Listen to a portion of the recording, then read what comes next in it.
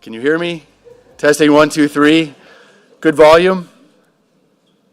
Good volume? I'm assuming if you don't say yes, that maybe you can't hear me.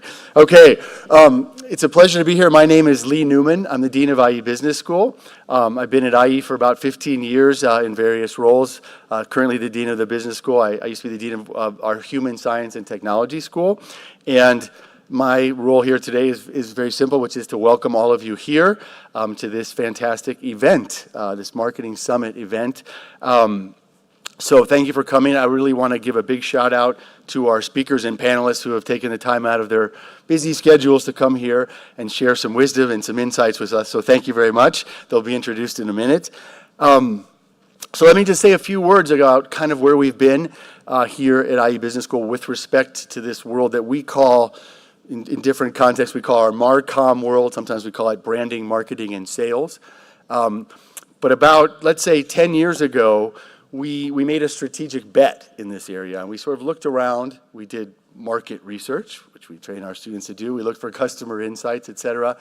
And what we found is that really business schools aren't doing enough in this area. I mean, every business school in the world has a marketing department of faculty that teach marketing and has a marketing concentration. But when we looked at it, there really wasn't much else. And we said, but this exciting world at the front office of business, the customer-facing world, is much bigger than only marketing. There's lots of other things within marketing, and there's other things related to marketing. And so we said, look, what about branding? What about brand management? What about corporate communications? What about creative content and creative communications? What about sales and revenue generation and revenue management and growth hacking? I mean, so many things I could mention. And he said, why are business schools not giving this area of business the attention it deserves? And so that was our insight, so to speak, our market or customer insight. And so we decided to really become the best school in the world in this area. And we've invested a lot of time and energy in building out this ecosystem that we refer to mostly as MarCom, although it includes many other things. So we dove in, and our bet is paid off. So we have this portfolio now. We've organized the world of MarCom, so to speak, into different areas. And it was interesting. We reached out to companies, to people like our guests today, and we said, well, explain to us a little bit about how it works with you in marketing and communications and brand and sales. And if we talk to 20 companies, let's say, in a given month or two, we got 20 different answers. Right? Is that consistent with what your experience? Yeah, I mean, different companies organize this function, let's say, in the front office of business in different ways. And so we realized if it's different for companies and actually confusing in some ways, it's got to be really confusing for people who are aspiring or ascending business professionals who are trying to figure out if this area is right for me and what I should do. So we decided to organize it, and we did. So we organized it into different areas. So within our world that we call MarCom, we have the strategic area of marketing communications. We have a whole area of creative and design.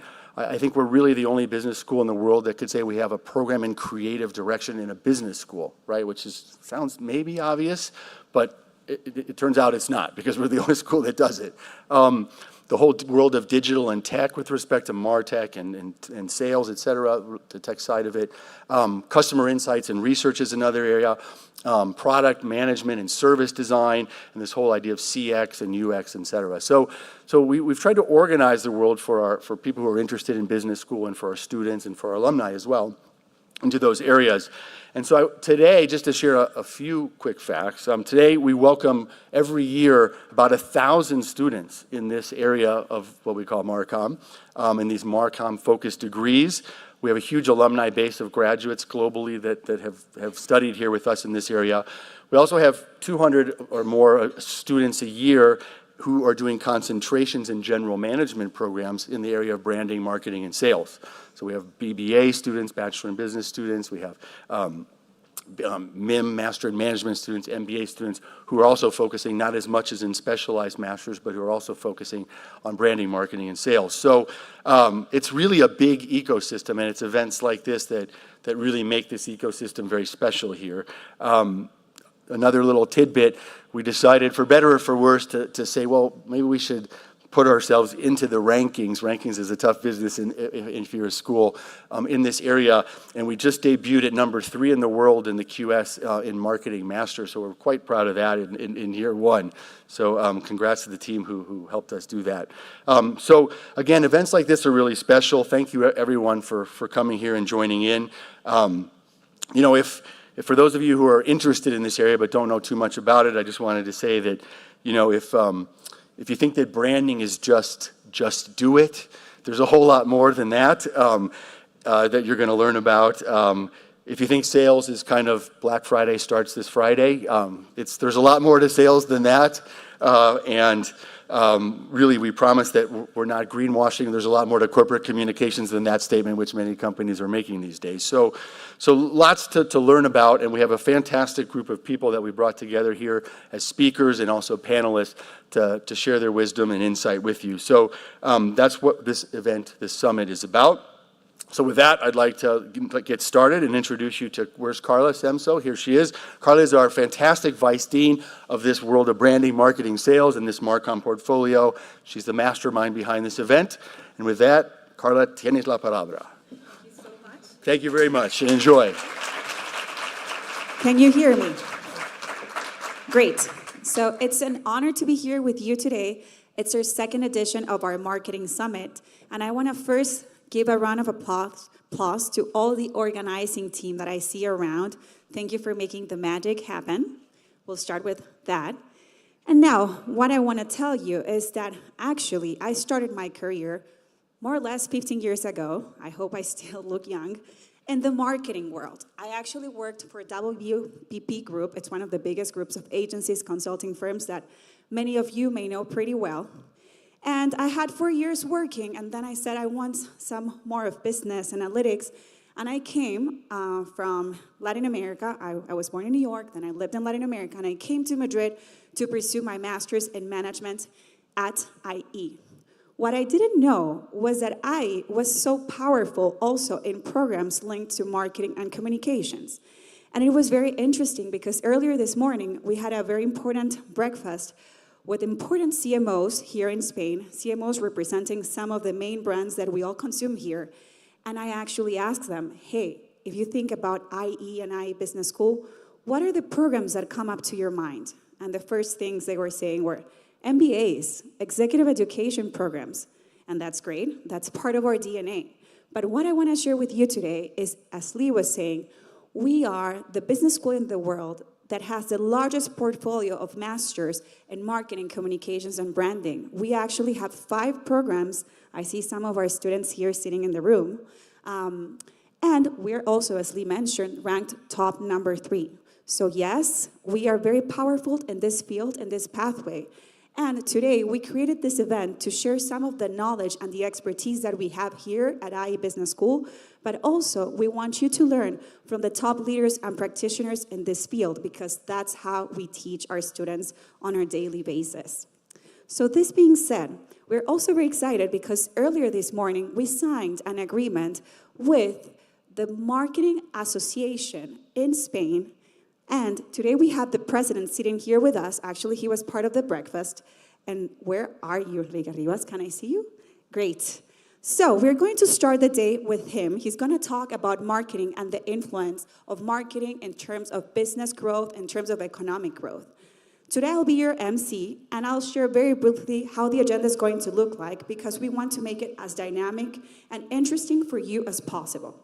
So we will have some examples of best practices of the latest marketing strategies, also combined with technology, with AI, with customer experience, with some relevant CMOs here in Spain. We will have a panel with influencing leaders that represent the industries of luxury, also of consumer goods, of technology, of entertainment.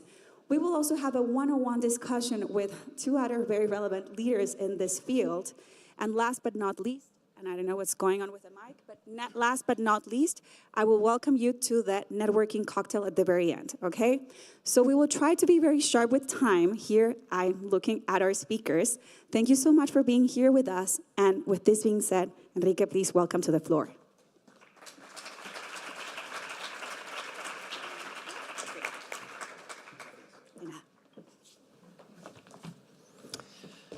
Well, thank you very much, IE, for the kind invitation for the Marketing Association of Spain to be part of such an important event for the marketing community. A lot of friends, a lot of colleagues. I'm so happy to be here with all of you. Well, about us, about the Marketing Association of Spain, we are a non-profit organization that brings together over 1,000 members across Spain. Our mission is to promote profitable, sustainable, and responsible marketing practices. and that serve as a catalyst for both business and for social progress. I remember not too long ago, not so many years ago, at one of the companies I worked for, we received a CV from someone applying to a position in the marketing team. Not sure, Natalie, if you remember, no? Perhaps. And in that CV, I remember that CV was intended to highlight the candidate's home decoration skills, no?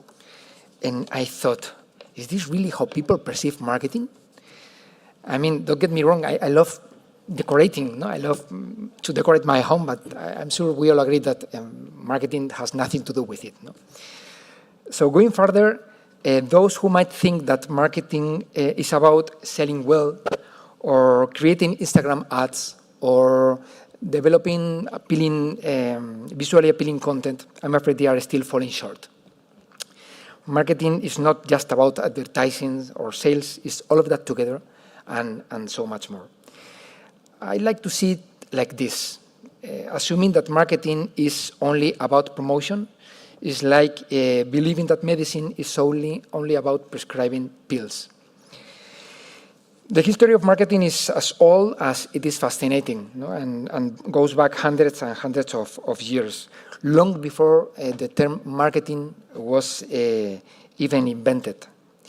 While we often consider it a modern invention, the truth is that the need to promote goods and to connect buyers and sellers has been integral to trade since the earliest civilizations. Marketing has always been a key component of commerce and wealth generation. It is also true that the question of what marketing is has had different answers depending on the time and degree of evolution of the marketing techniques, but for sure, it will likely continue to change as the discipline grows. Yet, regardless of how its scope or tactics change, one of core principles remains constant. Marketing empowers business to develop and sell their products or services, making it a powerful engine for economic and social progress. At the Marketing Association of Spain, we have an annual report called AMES. We make it in collaboration with GfK, and according to that report, marketing represents in Spain over 32 billion euros just in Spain, contributing around 2.8% of the nation's GDP and employing more than 127,000 people just again in Spain. Moreover, I'd like to say that Spain is recognized as one of the global leaders in this field. Marketing plays a fundamental role in driving the growth of companies, providing them with competitive advantages and generating revenue. And there are some interesting facts.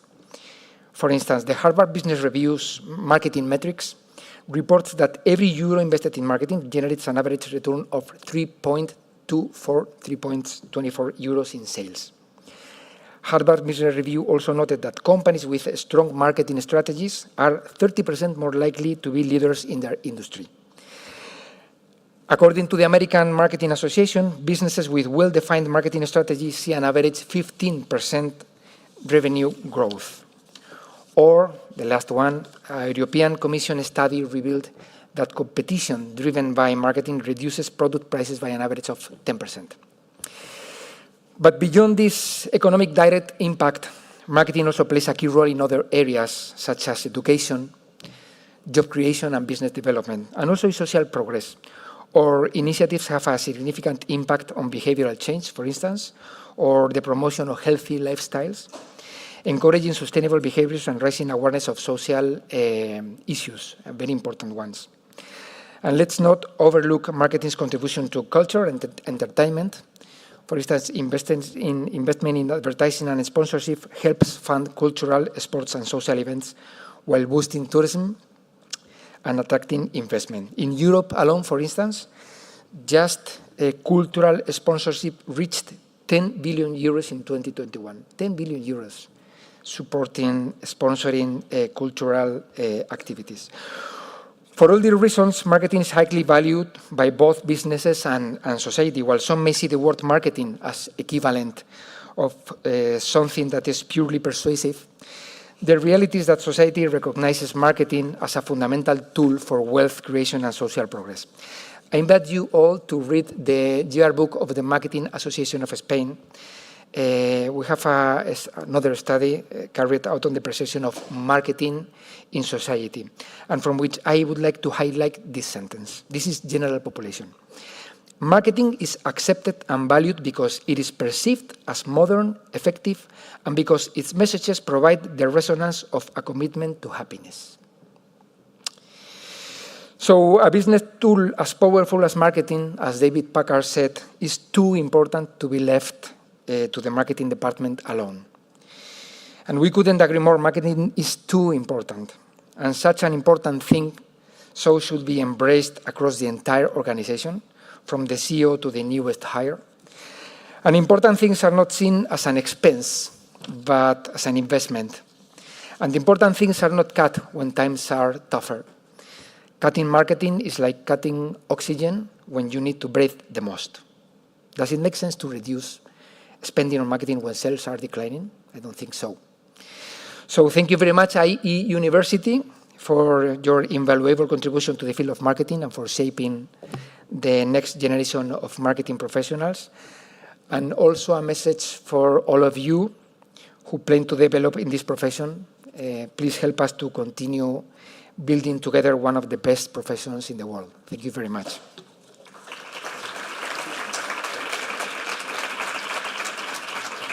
Thank you so much, Enrique, for making this introduction. As you may see, we're moving from the macro to the micro. So now I would like to invite to the stage two very important people for us, Héctor Saracho, Strategy Head at Interbrand, and Natalie Picot, Director of Corporate Marketing, Brand Experience, and Digital Engagement at Banco Santander. Thank you so much. You can join us here. They will be sharing some of the challenges, opportunities, and best practices that they have experienced over the last 5 years, and more importantly, today in their current roles. So thank you for being here. I'm going to leave you here the mic. Well, you have your mics here. Yeah, we should be all set. You're We should be covered. fine. Great, and thank you. Perfect. Actually, no, I need the clicker before we go. 1 second. Thank you, Carla. Okay. So good afternoon, everyone. We'll sit in these Good very... afternoon, everyone. No, that's much better. They told us we're supposed to be interactive, right? We're going to try to keep the energy level high, following the hard act to follow, which is Enrique. So I'm going to do a short introduction, if that's okay with you. Sure. And then we get to the Q&A session. So today it's a conversation. We'll be talking like if nobody was listening or nobody was here, but with the transparency and directness that characterizes Natalie, which And you. and me, of course. So Natalie, she's on screen right now, is a person that I think we're very lucky to have for various things, not only because she has a trajectory that blends many of the things we've been discussing, brand, marketing, research, customer experience, the good balance between digital and data, and also brand building and culture and all these things we'll be discussing about. But also I think she's very, very in sync with IE values in the sense that she's a citizen of the world. She's lived and worked in France, in Hong Kong, in Spain, obviously, in the US. So she brings a very much global quality, which I think we'll all appreciate. And you'll see her energy, and also 4 things which are more on the qualitative side, so less on the trajectory, on the brands that you've seen that she's been working on, but more on her personal style. So she's somebody that you'll see brings insight into what it is to manage, a global brand in a very fast changing world, also in the financial sphere, which we know it's very hard to differentiate, right? Definitely. We'll try and be insightful. We'll be talking about that. So inside, authenticity, you'll see she holds no punches and she says things as they are. The high energy that she brings, that she's already brought to the room. And I think it's very relevant for people who are in the mid part of their studies or finishing or want to project and work in this fascinating world of marketing. So before we get to that part, just a very short introduction, and Natalie will be picking up different pieces. So at Interbrand, so I lead the strategy at Interbrand. We value and we work as a brand consultancy for the leading global brands. This year we had 25 years since we've been doing the ranking that you see on screen, so valuing the intangible value of brands, which is half science and half art.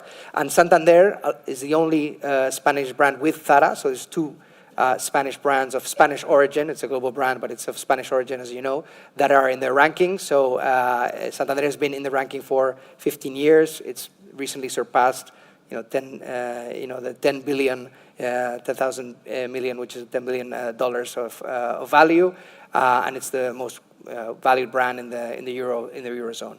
So before we talk about Santander, heard, and what we say, and we'll be talking about this with Natalie, is that the rules per se of brand building and connecting hasn't changed, but the game per se, so the channels, the metrics, the things we can measure and we can see has changed.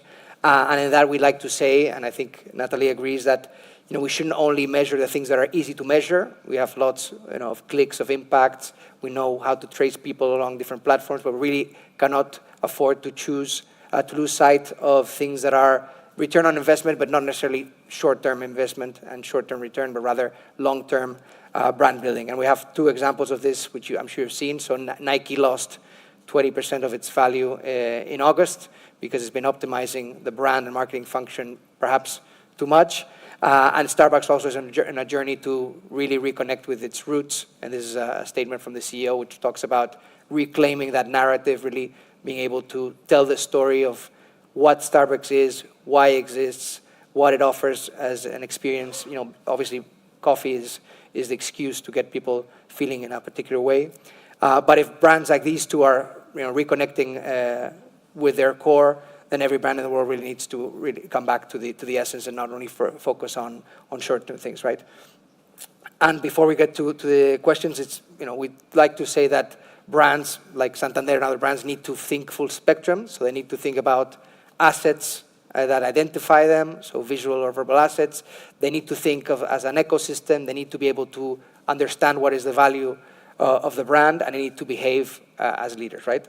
And one thing that we've seen leaders do is that, such as Santander, and that's one of the questions we'll be asking, is not only think of my category, the way I describe what I do, which is a very self-centered way of thinking of things. So am I automotive? Am I consumer electronics? Am I just a bank? But rather think of, what can I help people to do? How can I achieve and address the jobs that need to be done? And in that sense, Apple, we know, is leading the way. It's, helps people thrive, helps people connect, helps people feel engaged, helps people feel creative. And that's why it's very relevant in people's lives. So it's passing from what we do to, how can I help, thinking beyond categories and thinking about what we call arenas. So with that, we get to the important part, which as we've been seeding different concepts and to hear Natalie's view on certain aspects, we might throw in some questions that were not scripted, so to keep it very interesting. And I know Natalie's up for the That's challenge. what marketing is, right? Pivoting, real time, you have to change on the fly. So And the agility. So the first one, and this is not to make any of us feel a bit old, but rather to get some perspective. 25 years, which maybe you were probably 3 or 4 when we were talking 25 years ago. Yeah, don't be 25 years, half this room wasn't born, if I get it right, if I can read the room, right? It's actually scary to think what's happened in 25 years. What's happened? What's your view on what's changed in the past couple of decades? What has changed? I think everything's changed in the last 25 years. 25 years back, you had on the slide year 2000. But actually, think 25 years back, we're talking about 1999. I can tell you, I know the exact place I was, and that was in 1999, when I saw Google for the first time. And at that point, I remember a colleague, and I'd begun working in the digital marketing space. We're one of, the pioneers. I was back in New York at the time, but it was, hey, Nat, come over here. And it was probably about 8 o'clock in the evening, not many more people left, and it was our international sales director. He's like, come check this thing out. Googly. And it was this kind of search engine and kind of very, very crude and very simple, right? And you think that was 25 years ago. Think about what Google is today. Think about what probably a lot of the people in this room you think are your key apps, be it Google Maps, be it your Instagram, be it Waze, be it, those of you living in Spain now, Glovo, especially young people, right? You're ordering your food all the time, the Ubers. None of this existed, right? It was completely different. And again, so 25 years ago, we were just at the initial start of digital marketing, right? And I can still remember, I began my whole career in this world actually working in traditional advertising, right? And actually in print, working for a newspaper. You think about then you just kind of bought either a spot on television or an ad in a paper, to what we're doing today when it's all about data, technology. I think if you look at all the changes that happen, is one, we're in a much more cluttered environment. I think, all of us are being bombarded by messages all over the place. You get in a taxi, there's a screen bombarding you. You get in the elevator here, in the Torre, they're putting advertising at you. We are being bombarded. So from a marketing and brand perspective, we have to deal with this, flurry of different touch points. We really have to earn the attention for the users in this cluttered world and try and stand out. I mean, user behavior has changed. People don't want to look at advertising, right? We have to earn the right to be heard. We now have to have two-way conversations, right? Beforehand, you just kind of threw your message out there. Today, people speak back. We've got social media. You have people creating content about your brand and kind of doing marketing for you, which could be positive or negative, that you no longer control. And this is completely different to what we were doing beforehand. Yeah, before the narrative was more on a push. Right, but now you as a brand, you need to deal with social media. You need to deal with having two-way conversations, touch points. How do I get to the person at the right time on the right device with the right message? My goodness, just because you can measure everything doesn't mean you should be measuring everything. Or make sure that what you're measuring are the right KPIs for what you're doing. So you think about this from a branding, marketing as a career perspective, things have gotten much more complex. I mean, it's unbelievable how much has changed in those 25 years. But at the same time, look at, and that could be a bit daunting, look at the opportunity for complete personalized experiences. And actually that word experience is important. I think beforehand it was marketing ads. I think you saw it as well in one of your slides, the stairs. Today, it's much more about experience, right? And a brand, which goes much beyond marketing. The other day I heard from the CEO of Kantar, he was saying 62% of a brand is actually coming from customer experience. We need to think in a completely different way. Right? And so this is what's changing. How do you work today with influencers? It's a whole different way, fragmented audiences. This is all the challenge, but at the same time, the personalization that we can do, understanding data. And have you noticed I haven't used the buzzword of the day yet? What's the buzzword of the day? Gen AI, right? We haven't even talked about that and what that has done in terms of being able to create thousands and thousands and thousands of pieces in a question of seconds, minutes, based on data. I mean, I think it's actually thrilling from a marketing branding perspective. So you're seeing it more, I think you used the opportunity word, right? So we have to be much more prepared completely. To the point of Carla using the word practitioner, right? You really have to be, it's really about getting that practice in. You come obviously from Google, you come from Twitter, now you're at Santander, so you're bringing all that experience in, digital marketing, analytics. But a lot of people that were in this world before and have not had the opportunity to take that detour of digital marketing have had to relearn. So I think a good thing about the people in the room now is that they're learning this, they're practicing with data, with analytics, with social media firsthand. I think that's one of the fun things about marketing today, right? It's every day, it's new frontiers, new platforms, new way of doing things. We're all learning at the same time. And I think that's what the exciting thing is. I definitely agree with you, it's opportunity. And let's face it, there's also risk. Like I said, social media, other people, challenges for brands and marketing with the world of sustainability, ESG. Are you doing greenwashing? Are you doing social washing? Those are other risks. It's become much more complex, but at the same time, I think it's so much more exciting because there's so many different things that you can do today thanks to technology. So I think there's a huge opportunity. And using a slide we saw earlier when we talked about those 5 levers or the full spectrum, so identity, ecosystems, understanding that the brand is an asset. Sometimes we have to even internally educate people to say, your brand is not only communications, it's really your culture. Which of those 5 things, so assets, identity, ecosystems, leadership, for you is more important now in these past years? Or I mean, for me, brand is so much more than just an asset. A brand, and let's be honest, right? A brand today, and you can actually tie this back to business, and I think that's the most important thing, right? That over the years, I think people have become as well, except that marketing really is absolutely core discipline to support the business. And I like what you mentioned beforehand. Marketing today, you need to be working with technology. You need to be working with data. This is all connected, right? So when people talk about, digital marketing, I say, this is, called transformation, and it's all part of this thing, and it's all interconnected. And I see many of my peers here sitting in front of me, and I'm sure they would agree. You need to be working with all these people at once. But if you look at the brand in itself, A company today, the companies with the strongest brands, look at their market cap. Look at how their value increases as the strength of their brand is increasing. A brand for me is a North Star. A brand, when I talk about a North Star, it's about your values, what represents you. It should be that brand narrative that guides, how you're seen by every single one of your stakeholders, be those your employees, be those your customers, be it society at large, be it your shareholders and investors if you're public. That is what a brand represents. And it's made of what we said. It's leadership, it's experience, it's assets. I don't think there's one more important than the other. Priority I think it really is that you need to look at it really in that whole context. Okay. And advancing, we talked about opportunities, but again, I'm thinking about people that are, that are now starting careers or thinking about what they want to do after IE. Challenges. So, what are the obstacles that brands, it can be Santander, it can be, we talked about Nike, we talked about Starbucks. What's the threat out there with all this, all these mediums to get to the customer, all these metrics you have to understand? I think it's very easy. It's trying to stay on top of it, and it's impossible. Okay. Let's be honest. I think no one can expect with everything that's going on to be an expert in everything. I think the important thing as kind of brand and marketing leaders today is, one, know the importance of learning every day, testing, failing, understanding that at one point you could be that head of marketing that knew everything. You can no longer do that, right? So I spent 12 years at Google, and so they hired me as a digital marketing expert.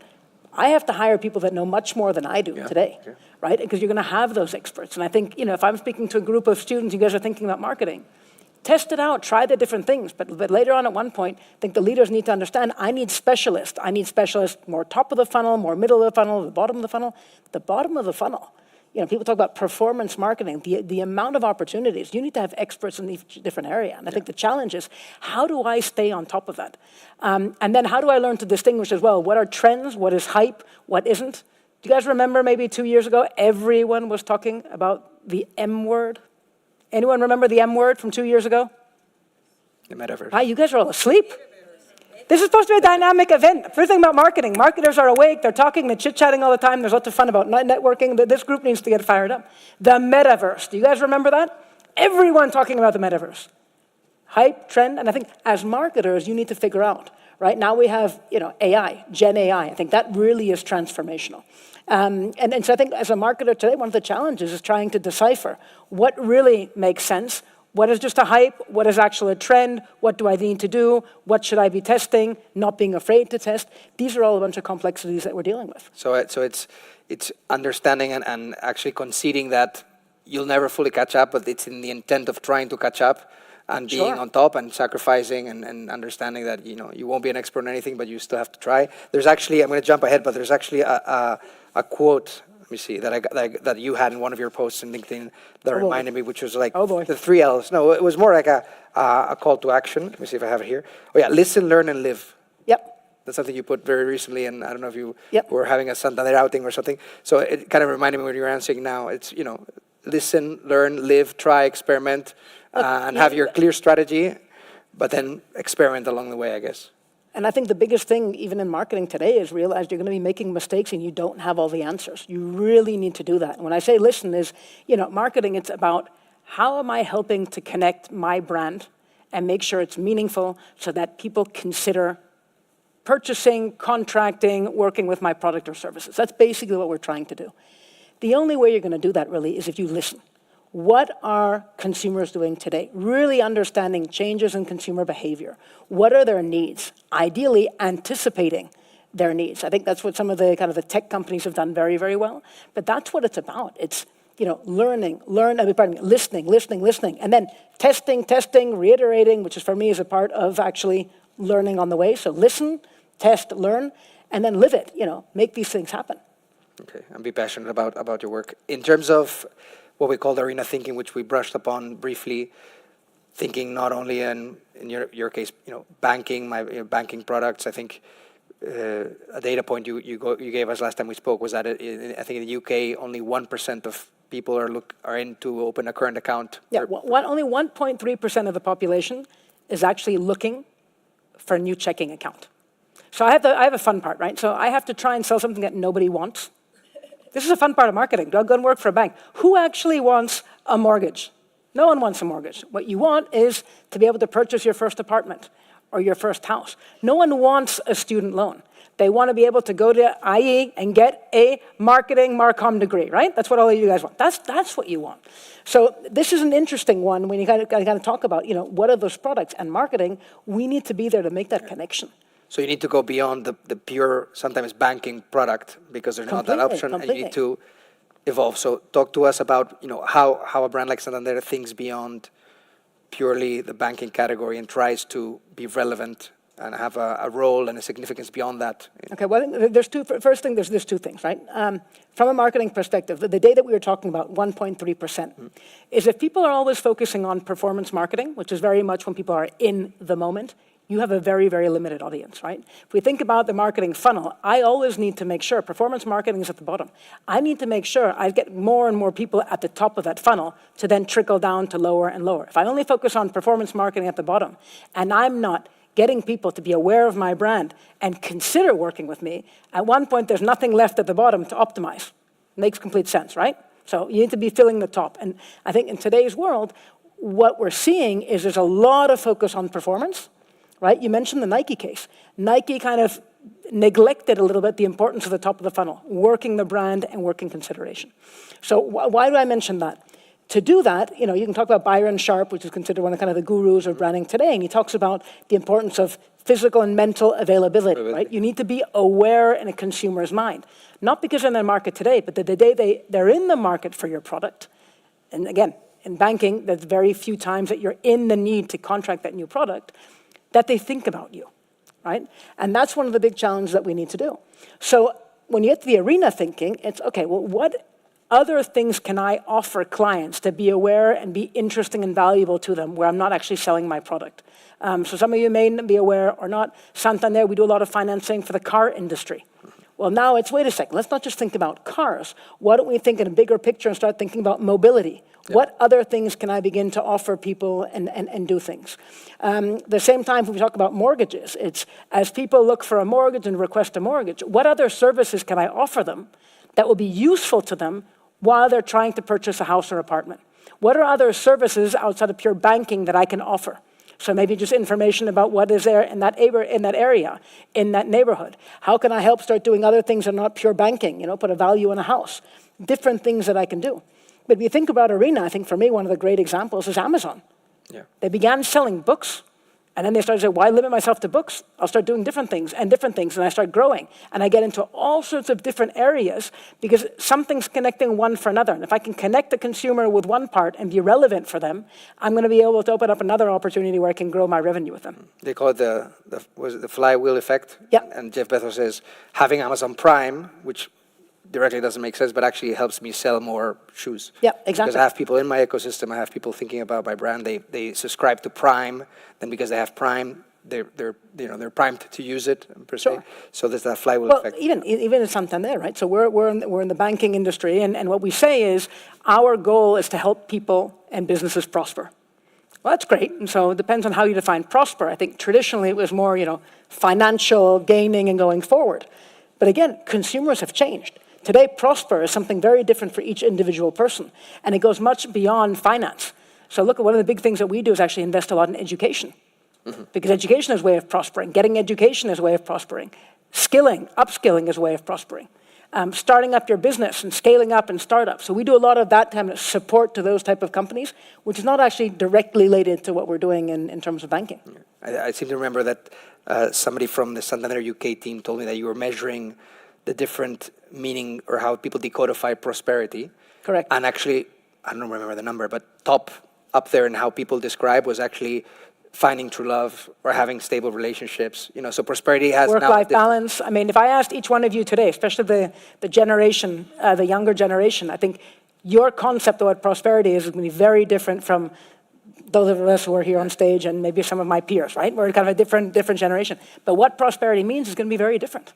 Yeah. And that's one of the big things we saw as well after COVID, right? And that's consumer behavior, that in marketing, you need to understand that difference to be able to adapt to those different... But have it be open enough and versatile enough that you can take it from your core business and take it elsewhere, right? So if it's about prosperity is having, a current account and having, the right rates and the right interest rate, but it's also about friendships and family and moving to another country and studying abroad and all these things and being able to stretch that and service that with products and other things. Another one, security. You buy a house.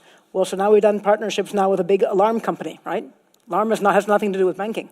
But the fact that now that you have your home or your house, that we can help you secure it with an alarm system, that's the type of thinking. It's different. And again, I know a lot of my peers up here, their companies are doing the same thing. It's how do I work with other companies? How do I get involved and offer a wider array of services to my It's clients? what we call it in the brand values, so the role of the brand, right? The relevance, which for banking, on average, is quite small because it's a very commoditized market. It's hard to differentiate yourself. But if you allow the brand to help you get out of that, limited space, then you can grow. In terms of what we call the brand, so we talked about assets and identity. Brand leadership is what we call, in an age where governments are leaving gaps unfilled, and even news corporations and even NGOs, and people are expecting brands to have a say, so to step up in important issues and have a point of view and express themselves and mojarse, like we say in Spain, right? So have an edge there and have an impact. From the Santander point of view, and it's not easy because it's a very regulated market. You're up in Expansión or FT every other day. So, but how do you act as a leader? How do you show up in important things? How do you generate impact, whether it's through ESG or other ways of looking at it? How do you maintain or express that leadership through the Santander brand? I think there's a couple of things. So first, obviously you're referring to the Edelman Trust Barometer. So I don't know if all of you guys are familiar with it, but that's the one that says that, society basically they've lost their trust in politicians, kind of public administration to fix society's problems. And actually, they think that today businesses are the best place to do so. So I think there's a responsibility, as business leaders to say, hey, okay, we are providing services, we're providing opportunities to grow and different products, but we also have to help society and try and solve a lot of those problems. So if you look at it from an ESG aspect and what we're doing, it's Santander, we try and say everything we're doing with banking, we're trying to do things in a responsible way. And we look at kind of the different markets that we work in. So to give you an idea, if you look at kind of the E, the S, and the G, and kind of environmental, we are very conscious about trying to say, okay, we're going to do correct green financing, we're the leaders in renewable energies, what type of companies are we going to support? Interestingly, we're one of the biggest financiers of the auto industry, considered obviously to be one of the most contaminating ones, right? Well, we say, look, we have a responsibility. We can't just abandon a sector that we've been helping. How do we actually help them accelerate with their green transition? And we do a lot of work on that type of a thing. So enable, to kind of give back, to enable them and to support them, right? You think about society, I mentioned briefly before, and it wasn't actually that arena thinking originally, but this concept of education. And I'll talk about education in the wider range of things. So Santander over the last 25 years has invested over $2 billion in education. So they didn't do it now because ESG is popular. Before ESG, we were talking about CSR, and then you have all these kind of different acronyms. We've been doing this for a lot of time. And that is about skilling, it's reskilling, it's scholarships for university. But now it's much more how do we help people who may be displaced because of a technological disruption, that they can reskill and find jobs again. But it goes to other type of education. It's how do we do financial education? How do we help people? We're very prominent in Latin America. A lot of people are unbanked. Yeah. How do we teach people and offer programs to teach them the basics about finance? How as well do we start developing microcredits? Being able to actually give somebody a credit of, $30 or whatever, 50 pesos in certain markets can make a huge difference. For them so can be we do a lot of that. There's kind of this financial inclusion, microcredit. This is the type of stuff that we're doing because we think it's our responsibility to help these people. Because again, that's prospering. Giving somebody who's unbanked the opportunity to just have a bit of money to start their own little hairdressing shop, right? Or just start doing the little things in life like that enable them to launch their business is absolutely key. Yeah. And that is something that we think is important. I was going to say, connecting with prosperity. It's true that I think a lot of people now find prospering very hard. Because when it comes to finance, it's as much about the context as about yourself. You're almost fighting against, saving is something where you forfeit, expending now and put it somewhere in the future. So you have to have some sort of hope in your future. Yep. So it's very complicated. I think in education, it's very, having that role like Santander to really increase that financial literacy. I read the other day, 62% of people in the U.S. don't understand interest rates, don't understand I had no idea. how how interest rate compounds and how money now is not the same as later. And if you save up, it's an exponential effect. So these things that are, when we talk about financial services, the financial part, the numerical, the arithmetic comes out very strongly, but it's almost the servicing part, right? Is giving that service, giving that knowledge. What's those giving tools to people. service is trying to help consumers so that they don't make decisions that they could end bankrupt with huge debts. That's a responsibility that as a bank, in our case we feel, but I think all leading companies today are taking this very seriously. I'm looking in front of some of the colleagues in front of me right now, their companies are doing it, Rafa, Telefonica. It's as well educating, what can we do with communication, what can we do with telecoms, how do we connect and enable people? That's something that we need to be doing. Okay, great. In terms of timing, yeah, I think the last one is especially, we have some more, and I think it's important to try and, you're staying in the cocktail or not? I'll stay for the cocktail. Okay, good. It's try to grab Natalie later. If they all start waking up a little bit, with a wine or a Coke or whatever you're having, but try to catch Natalie because I'm sure she can help you out with more questions. But this was particularly important because of the nature of the people in the room. Again, you've been all over the world, you've studied in great places, you've worked in different great brands and changed, and you've been adapting a lot. But what advice, tip, beyond the live, learn, and I don't know what the other L was, but Listen. Listen, that's the one. Learn. Okay, and I wasn't live. listening, so okay, I'm the big first on, L. I'm big on the acronyms, and since we're out of time, so as you mentioned, I spent a couple of years as country director for Twitter, so I'll kind of do it in tweet format, very short. There's one piece of advice I'd give to all of you, and whether you're studying marketing or what you want to do in life, I call it the theory, and it works in Spanish, okay? But I'll do the translation. I say in Spanish, the 3 C's, okay? The first one, C, is corazón. It's your heart. Follow what your passion is, okay? And I'm sure most of you guys are doing that, but I do a lot of kind of coaching and advising to younger people. If we go back to 99, we'll go back actually before that, year 98, okay. I had a conversation with my father and I had the opportunity to go work for DoubleClick, which many of you probably haven't heard of. At the time, it was probably the leading B2B company back in the day. Later on, it was acquired by Google. And I said, hey, this company called me up. I've been interviewing with them. It looks like something pretty interesting. And my dad said, no. Because I had an opportunity to go work for Forbes, open up their international office, do these. He's like, Forbes, great brand, this traditional stuff. What are you doing? Why are you going to go to the internet? Dad, it's a gut feeling. And I took the gut feeling. I didn't listen to my parents. That doesn't mean don't listen to your parents, but it means do follow your gut. In life, you need to enjoy what you're doing. You need to enjoy it. Your job needs to be something that you live for. So if it's a piece of advice, not just kind of from a marketing perspective, it's follow your heart. That's the first thing. And take calculated risks, I guess. But we'll get to that one. Right? Okay. So the second C, as well, as I say, it's being curious. Okay? And being curious is about asking questions, taking risks.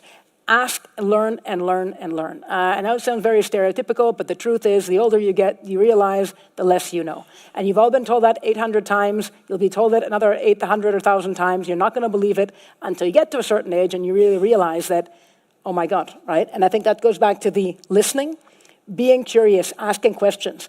Marketing, for those of you that are studying marketing or Marcom and branding, and I think they mentioned it, the dean was mentioning it in his intro, it is so powerful today. It is such a large discipline. There's so many things that are interconnected, and it really impacts on all the different areas of the business. But you need to be curious. Don't stand still. Try and understand all those different moving parts. And if you want to have a career, it's good to understand those different areas. Sometimes, some of your promotions may be horizontal, not vertical. Be curious. Ask questions all the time. And test and learn, test and learn, test and learn. So that's kind of the coming under that second C, which is being curious. And then the third one, I call it, is creer. It's believe in yourself. At times in this world where it's complex and it's complicated, you guys may be afraid. You don't take that first step because you say, oh, I'm too nervous. People are saying it's too risky. Do it. Believe in yourselves. Just to finish, here you have a half French, half German who studied international relations, right? Why am I leading a huge global marketing organization? I could have doubted myself. I never studied marketing. You guys are studying marketing. I didn't study digital marketing. I learned it as it was being born. right? We were the first in 98, 99, starting with digital marketing. That's all about just saying, believe in yourselves, and anything is possible, and things will work out. So I'll stop. I think we're going to be short. It was a bit longer, so apologies for that. But that would be kind of the 3 things of advice for any of you who are studying. I think we cannot have a best place to finish with those 3 Cs. Let's regroup after in the cocktail with Natalie and myself as well to have any conversation that's left pending. And thank you very much for your passion and your attention. Thank you, Hector. Thank you, IE, and thank you, everyone. Thank you, Hector, and thank you, Natalie. Adios. Thank you so much. No cosa más. Wow, wow, wow. I'm actually inspired. We'll talk later because one thing I want to share is that last year we had such great speakers that we asked them later to join our faculty team as professors. So I'm just saying that out there.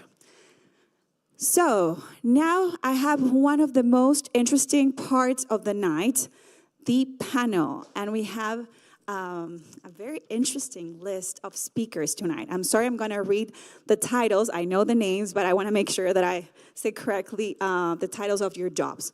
So one thing that Natalie was mentioning here was it's very tough right now, and it's a challenge to actually create meaningful brands and authentic brands. Something that's happening out there right now is that with AI, with artificial intelligence, anyone here in this room can actually create content, can actually create pictures, can actually post a picture right now standing in the Eiffel Tower in Paris, or you might be showcasing that you are giving a speech here at IE, and we might believe you because of the picture that you upload. So imagine how tough it is for a marketeer, for a CMO, to build brands that are authentic and that are meaningful over time. We saw that Nike is struggling or was struggling. We saw how Starbucks has been struggling. We saw how actually Nokia died. Nobody has a Nokia phone here in the room. I'm not even going to ask about that. But this being said, I want to give the floor to this amazing group of people. First of all, to our moderator, Maria Valenzuela. She was the GM, so the general manager of Movistar, and she is also a dear professor here at IE. So thank you so much. Welcome to the stage. Rocío Almodóvar, Director, Consumer and Shopper Connections Europe at Coca-Cola. So welcome here to the stage. Thank you, Rocío. We have Domingo Olivo de Miguel, Marketing Director at Sony Music. Don't you worry. Wow. Wow, That was fast. We also have Rafael Fernández Alarcón, Head of Media Sponsorships and Brand at Telefónica. Welcome to the stage. Sara Chemoli, CMO at Procter & Gamble, Spain. And last but not least, Ainara Viñaras. She's also professor at IE and managing director at Shiseido. So thank you so much for being here. Maria, so the floor is all yours. We have 30 minutes. I wish we could have even more time, but I'm very excited because, as I said, we have so many relevant industries being represented here in this floor. Thank you. Great, thank you so much. Thank you so much for coming. We are very, very, very excited to have you all here. We heard so many things today in the previous session, so many tips of ideas, and I hope you're taking notes. It's a shame that you sound like, well, you're taking photos, that's fantastic. And this is a really relevant, I teach here, and I know how much questions you ask, so I'm very surprised that there's not a sound in the audience. The only reason for that is that there's so much to take and so much to learn from today that is fantastic. So I'm going to recapitulate a little bit on the things that have been said, and then I'm going to introduce and I'm going to pass the mic to my very, very great company today. So we have heard about the 3 C's, fantastic: heart, belief in yourself, and curiosity. Curiosity is the reason why you're here. So I hope that the other 2 C's are also present. We heard about the commitment of happiness. You know, being the commitment of happiness, we have a huge responsibility, all of you. And we're lucky enough to say that consumers out there, more than 1.4%, are looking forward to have a Coke, to have a fantastic cream, to have a fantastic, great concert. So we're more lucky, and we have great products in hand. We are here accompanying with technology. We have entertainment in the room. We have retail. We have beauty. We have beverages. We have everything that you can ask for. So I'm very thrilled to start a conversation. And maybe one way to jump into it would be giving a bit of a picture of what is it really to do marketing. And many of you might think, when you look at Lucky Domingo Olivo, who is the CMO of Sony Music, that he's probably the luckiest man in the world because he's only in concerts. He just came back from the Grammys. I mean, shame on him. And yeah, probably his job is absolutely easy and just hanging around. But I would like to hear, because at Sony Music, marketing is incredibly important. And there are three very clear divisions of what marketing has to be done. And it will be great to hear from you, how is it structured, so that they know what is it all about. Well, thank you. Is it working? Yeah. Thank you, Maria. Before explaining, maybe I should do like a small intro translation of what the basics of marketing in consumer goods are, how they translate to music. Our product is music. Our consumer goods are songs. And our brands, our consumer brands, are artists. So we invest most of our marketing support into building artist brands, developing audiences for those brands, and also doing content marketing for every one of the works that these artists do. So for us, it's very important that we need to understand that music serves a very emotional and very basic need of everyone in this room, everyone in the world. Music is part of our emotional identity as people. Back in the 80s and the 90s, we grew up into a music genre. You could like rock, but you could not like rap. Now, since the 2000s, that has completely changed.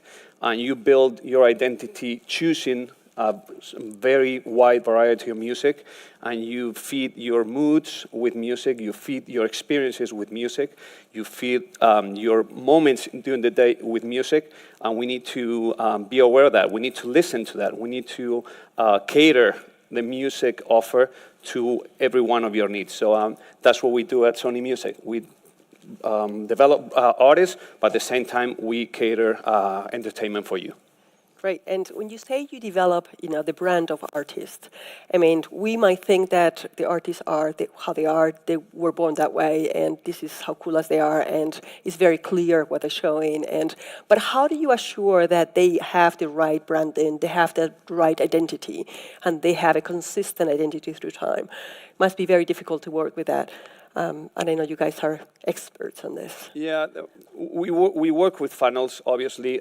We need to build the awareness of an artist over time.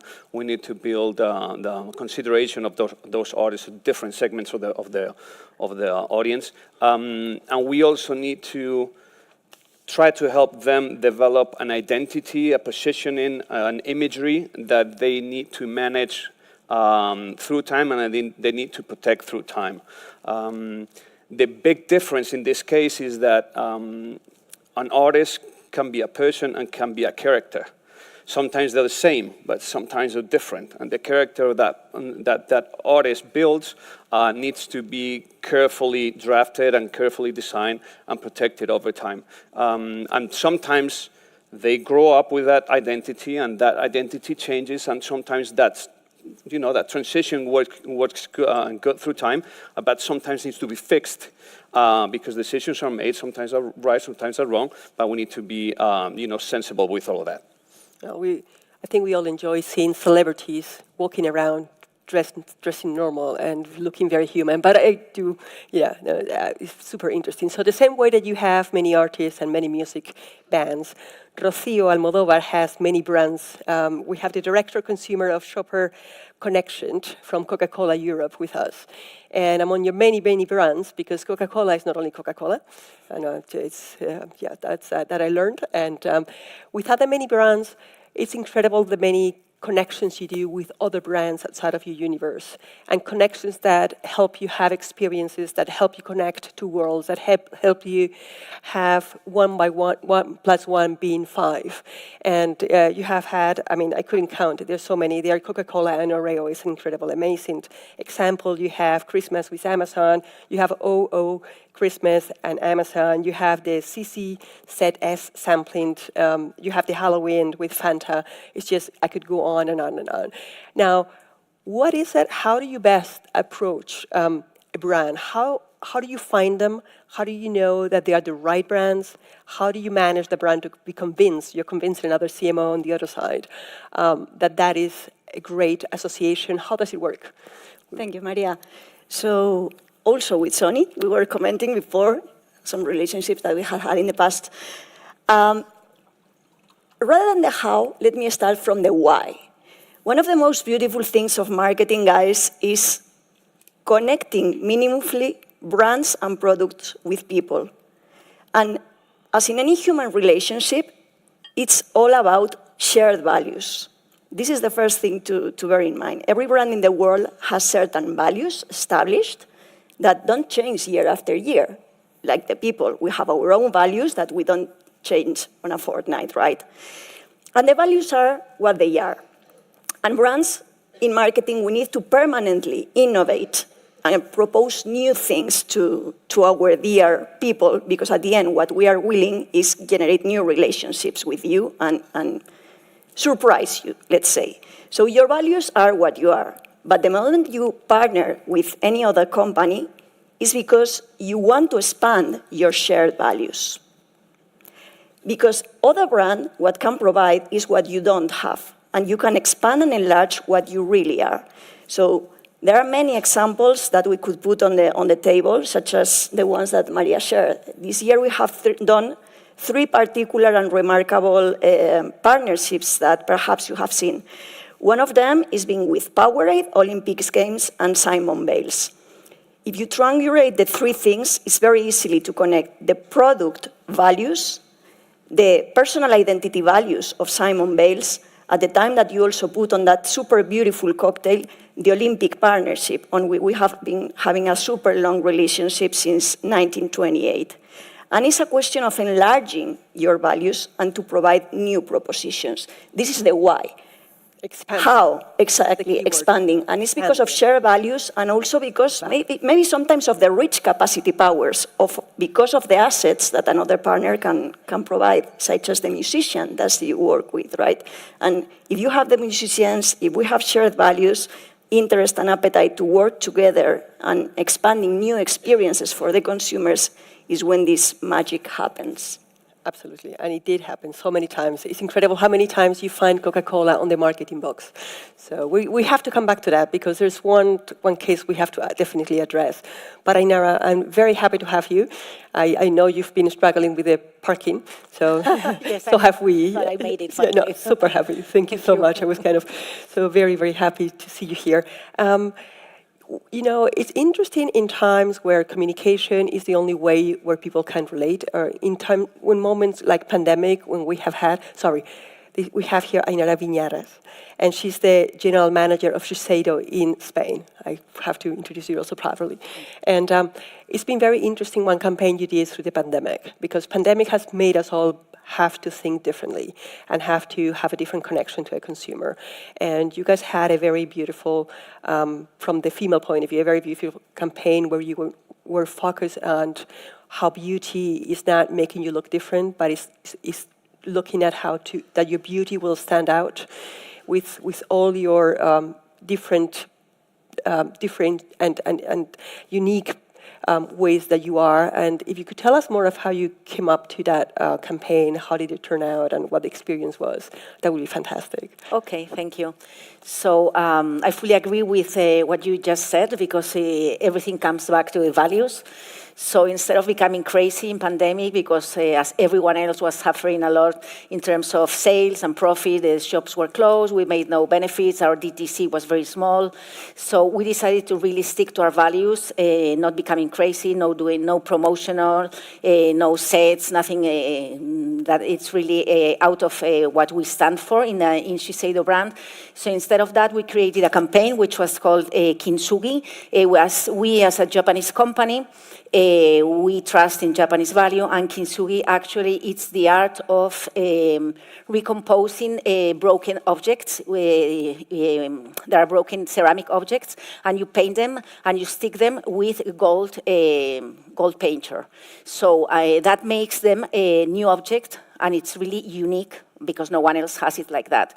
So we decided that also for women, it was targeted for women at this moment, we had to stick to our scars, and our suffering was part of our life, and it's really what makes us unique and what makes us beautiful. I mean, part of my life has been happy, and some other part has not been happy, but at the end, I am who I am due to all of this. So we created this Kintsugi campaign featuring a female, that she was actually painting with gold, painting her skin, and we were actually trying to empower every woman to be as they are, and despite that very difficult moment. Yeah, amazing, very, very, very inspiring, and I think it really came up. Thank you so much for sharing. And I'm going to go to Sarah Chemoli. Thank you so much, CMO of Procter & Gamble in Spain. Thank you so much for your time and for coming. Well, we have in the press, when we look and we follow marketing campaigns, we see that there's a certain fatigue on all the loyalty programs, that so many are going into a different line of promotion, of making the brand expand and be bigger. However, Procter & Gamble has done something very incredible, which is very unique, that goes around combining all the retails, concentrated on your product, and is... I don't want to talk about it more because you probably know what I'm talking about, your cashback, which is a very unique, very interesting model. And it would be great to hear from you how you ended up turning it into a monetary exchange, which is something that is not that used to, not that often. So I think, touching a bit on what Interbrand said, the game has changed, but the rules haven't. We all purchase things, and we love to purchase when there is a little discount, and we all look for this little hack of I was smarter than the rest. And we used to have paper coupons, so maybe you guys are not so familiar with it, but all the ladies that go and purchase things, they used to have this stack of paper coupons, and they would keep it for the week.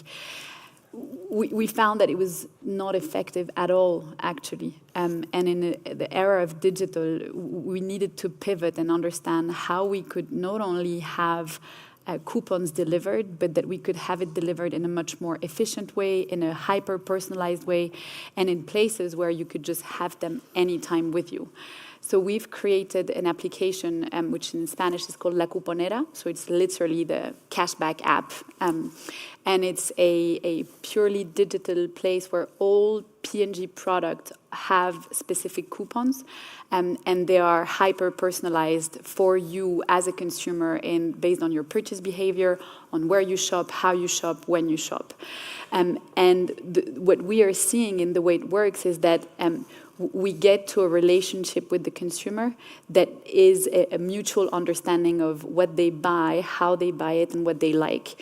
And the objective of that is to change the way we do demand generation forever, because we would establish a different relationship, something that goes just beyond the sheer promotion, but that actually goes into each home. And that's the vision we have for the program. Incredible, yeah. Changes, that's a constant message that we're doing. And one of the companies that is probably the longest, I don't know, Coca-Cola is maybe longer. Well, I will not do a competition, but we have here Telefónica, and thank you so much, Rafael Fernández de Alarcón. Is the head of media, sponsoring, and brand of Telefónica. It's great to have you here. Telefónica's birthday has been this year, I think our birthdays sometimes are a great day, very intensive, and I think that your year was the whole year very intensive, because that birthday lasted for a whole year. Still some birthday to go, right? Yeah, and some events to go. And congratulations for the great brand that is being built, and how the humanization of the brand has come up incredibly clear, and with an extraordinary marketing campaign that has gone through the whole year. The communication is absolutely incredible. We have talked about, as a technology company, anticipation of the needs. We have talked about the creating a solution for those who are having problems, and Telefónica has offered us many things like that. We're far away from the years where it was a copper system. We are more into the technology, and Telefónica is offering services. How does Telefónica envision, when you are about to communicate such a big brand, what are the biggest challenges, and what is the biggest task for you in order to be seen as what it is, a very human, close brand? Just that question, very small question, no? No, thank you, Maria. Thank you for having me here, and it's great to have two Telefónica people on the table, Yeah, because I'm Maria ex-Telefónica. used to work at Movistar Plus, which is part of Telefónica. Telefónica, we serve 360 million customers in the world through Movistar, O2, and Vivo brands. And yes, we've been celebrating 100 years this year. And for those of you who don't know, Telefónica was a silent brand for 10 years. Back in 2010, we decided to put all our marketing activity into Movistar, O2, and Vivo, and we kept Telefónica in the back part of the company. By the way, Enrique did also work with me in Telefónica some years ago, so we are many here. We decided to activate the brand. Why? Because, we as Telefónica, we were entering new business opportunities. We were entering cloud, we were entering IoT, cybersecurity, big data, many other things which go beyond what you have in your landline or in your mobile phone. So we thought that Telefónica brand had a lot of equity when speaking with B2B and speaking with the technology world. So we decided to reactivate this brand, and we took the opportunity to use the centenary of becoming 100 years to reignition the brand, use the celebration as a place to start and to jump to the future. And when jumping to the future, we had to look at two things. What doesn't change and what does change? What doesn't change is our mission. We are here to connect people's lives, and this is more important than ever. And we have seen, we've spoken about the pandemic, and we were there to connect people's lives. We have just seen in Valencia these terrible experiences, but our colleagues were there trying to restore the lines and to help people be connected and communicate. This is what we do, and it's very important, because through connecting people, that's how you prosper, is how you share values, how you share emotions.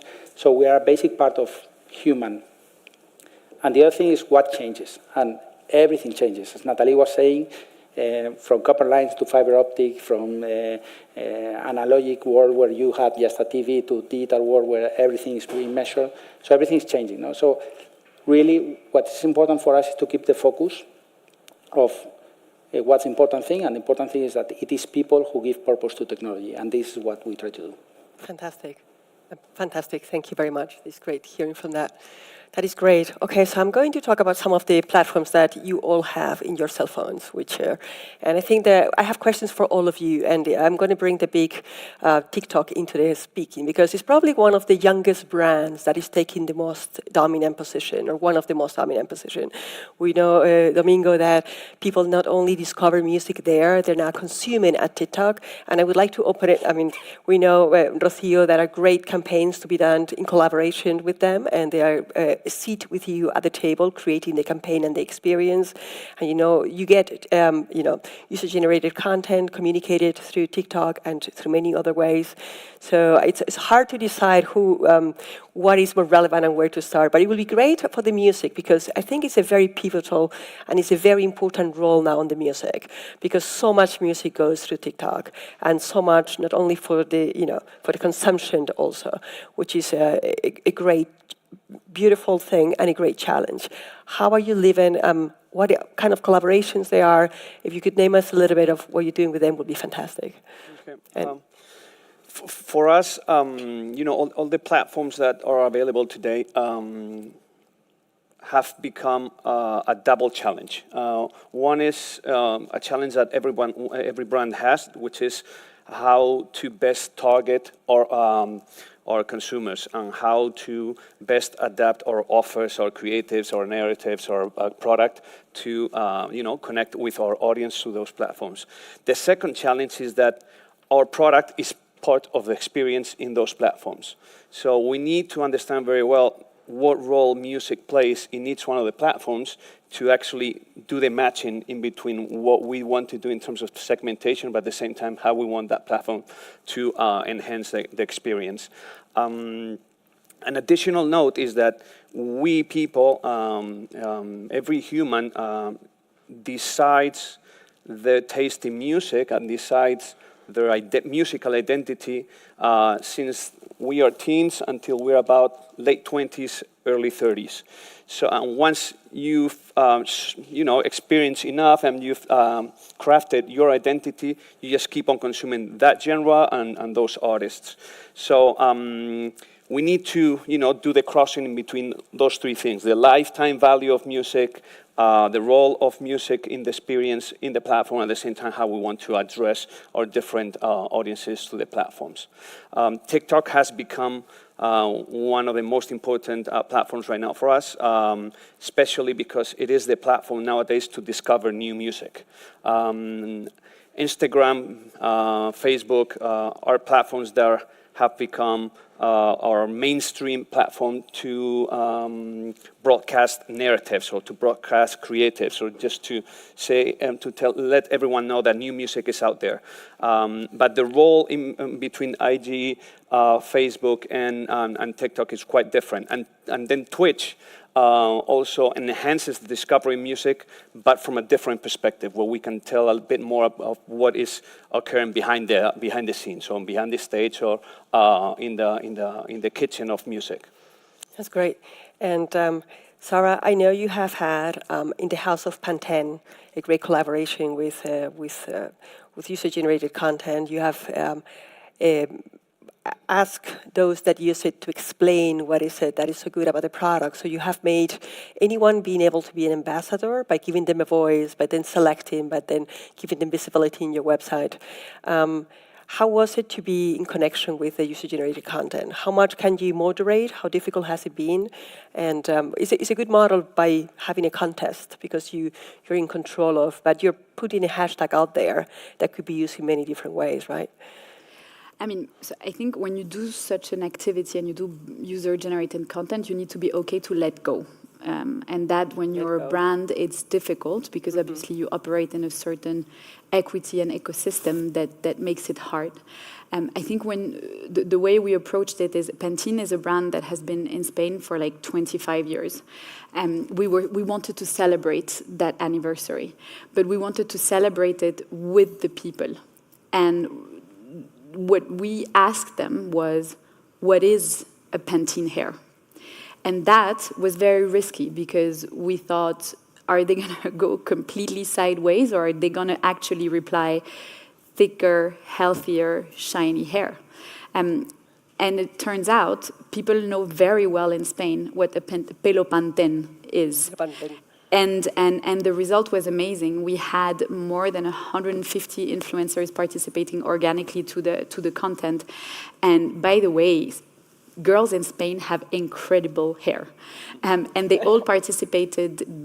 What they could win was to become an actual Pantene ambassador, to be the face and the hair of Pantene digitally for the next 12 months.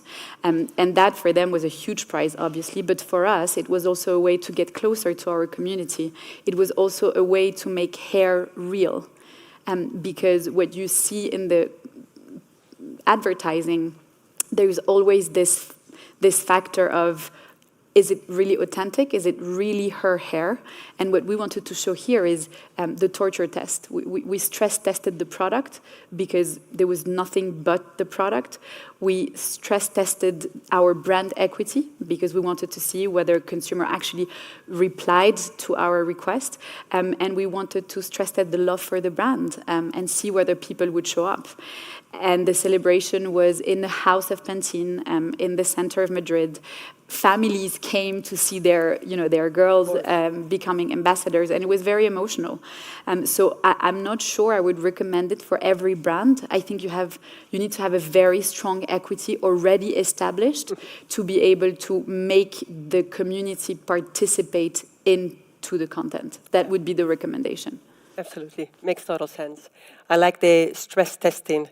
I mean, this is the keywords: stress testing, losing control, and making sure that you have a very clear build-up brand. So it was a great job before its last 25 years. Pantene hair, fantastic.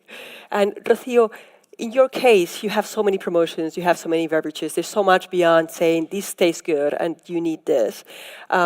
You have most likely been sitting on tables where there are three people, where there are three partners. It's you and not only the communication agency that you're working with in each particular moment, but also the platform is now sitting very often at that table.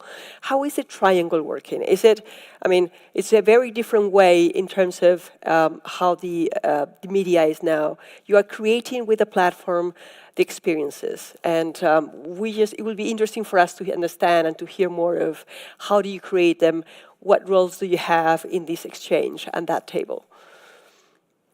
Which could be with, when you plan your collaborations with a third party, but having, for example, a platform like Meta, having Instagram on the table or having TikTok on the table and having your agency, how is it to work on three bands now? It's super creative, which is one of the most beautiful things of marketing, when creative enters into the game, right? Yeah. So generally with these big social media players that you have mentioned, we have global partnerships, which enables us to have super direct dialogue with them. And by exploring together the annual planning and the campaigns to come, we start to think together how can we leverage as its best each of them, because as Domingo very well explained, each of the social partners have a different profile and can offer different elements. Now, when it comes to creative, you can face in one hand creations with the agency or working with creators, which is another way to enter in this game. And how we triangulate all of this? Working as partners, one more, working as real partners, sitting together, co-creating together, brainstorming together. We live more and more in a networked fashion. So not all the time is easy to be in the same room, same time, same place, and it's a question of working asynchronously and be open to this network. And I think for all of you guys that you are super digital and you are super close to this digital coordination, is quite easy, but it was fantastic listening Natalie before. Many things has changed in 25 years, and believe that for us, those that we were not so digital natives and we were so used to work hand in hand, next one to the other, working with partners that are in different countries, creators and influencers that may be wherever in the world. Yeah, because you're Europe. I mean, on top of that, you're not just working for the Spanish market. You're exactly. I work for Europe and for global sometimes. Exactly. Yeah. So all this asynchronicity, all this digitalization, and this open-minded, curious way of doing and thinking as pure partners beyond the money that can be on the table, but for sure, because for sure in partnerships there's always. So I like to think that we're turning into more creativity, and there's more creativity into any table, and that's a great. Creative is the only way to really make remarkable and meaningful difference and provide every time innovation and new news. Yeah. Fantastic. Great. And we have here products that are not that smaller target, they need a wide reach. And I am sure that some of your products have a wider reach than others. And how much do you rely? I mean, is that the opposite? How much do you rely on traditional media? How much of the old world, 25 years ago, are still there in your campaigns? Do you have could you, I mean, I don't want to disclose any big secret, but what will be the traditional campaign percentage on any launching of a product? It's a tough one. Yes, well, I mean, of course, it depends on the brands and on the target, but for us, being like a luxury brand, traditional media works. And as Carla said, I'm a professor here in IE. I teach digital. So and I try to put my emphasis also on digital for luxury brands because it's a combination of traditional and digital. I mean, still it depends on the brands, but for us, conventional TV, of course, works. But it's true that connected TV performs better because we can better analyze the data and get to our target. So I think it's a combination of both. We use all platforms according to the target. We work with content creators, of course, for TikTok, and we have user-generated content also. And we rely on that. So I think it's a combination of everything, and it depends on the brands and it depends on the target. Yeah. But digital, it's very important, even for luxury, because you can expand also in the digital ecosystem your service and your personalization and customize. Great. Now you have one of the world of today, this era, which is personalization. Mm-hmm. And that gives me, Rocío, sorry to bother you again, but personalization, and we have all seen a campaign that has all of a sudden, we have all had a smile in our face when we were looking through the Walmarts or the Mercadonas of the Carrefour of the world, and we saw a bottle of Coca-Cola, a can of Coca-Cola carrying our names. I mean, how smart is that? Coca-Cola is in every book of marketing now by having this, yes, I invite you for a Coca-Cola. If you could tell us a little bit it started in Australia, it went very viral, just a little bit of that. It would be a shame to have you here and not to ask you about that campaign, and we don't want that. It's funny that it's been already 10 years of I know, but it's exactly 10 years now. But it's personalization, and we're now in a moment where hyper-personalization is more and more, and I think it's the origin of something that started there, and it was able to be made in a moment of physical world and a retailer, and it was very different, and it was a pilot that was run in Australia first, so it's so interesting when you hear about that. And now we get emails that talk to us directly with AI help or without. I have my birthday recently, and I have not received so many emails before from my banks, from the insurance company. Oh my gosh, definitely it's been AI, but it's very friendly. So it's personalization is there, and that was one moment. Do people talk about it within Coca-Cola a lot? Is it a running anecdote, or you guys have passed on into it? Actually, that campaign was a success for the reason that you are saying. It was probably one of the most hyper-personalized campaigns ever thought before. Because what is more personal than each of our names in this room? It's our PI, personal identity, right? Everything starts with your name. And the campaign was super bold because, again, it was 10 years now, and we have been discussing many things have changed. And that campaign was super modern in the sense of it delivered against the product itself, retailer environment, because it allowed us to activate retailers as never done before.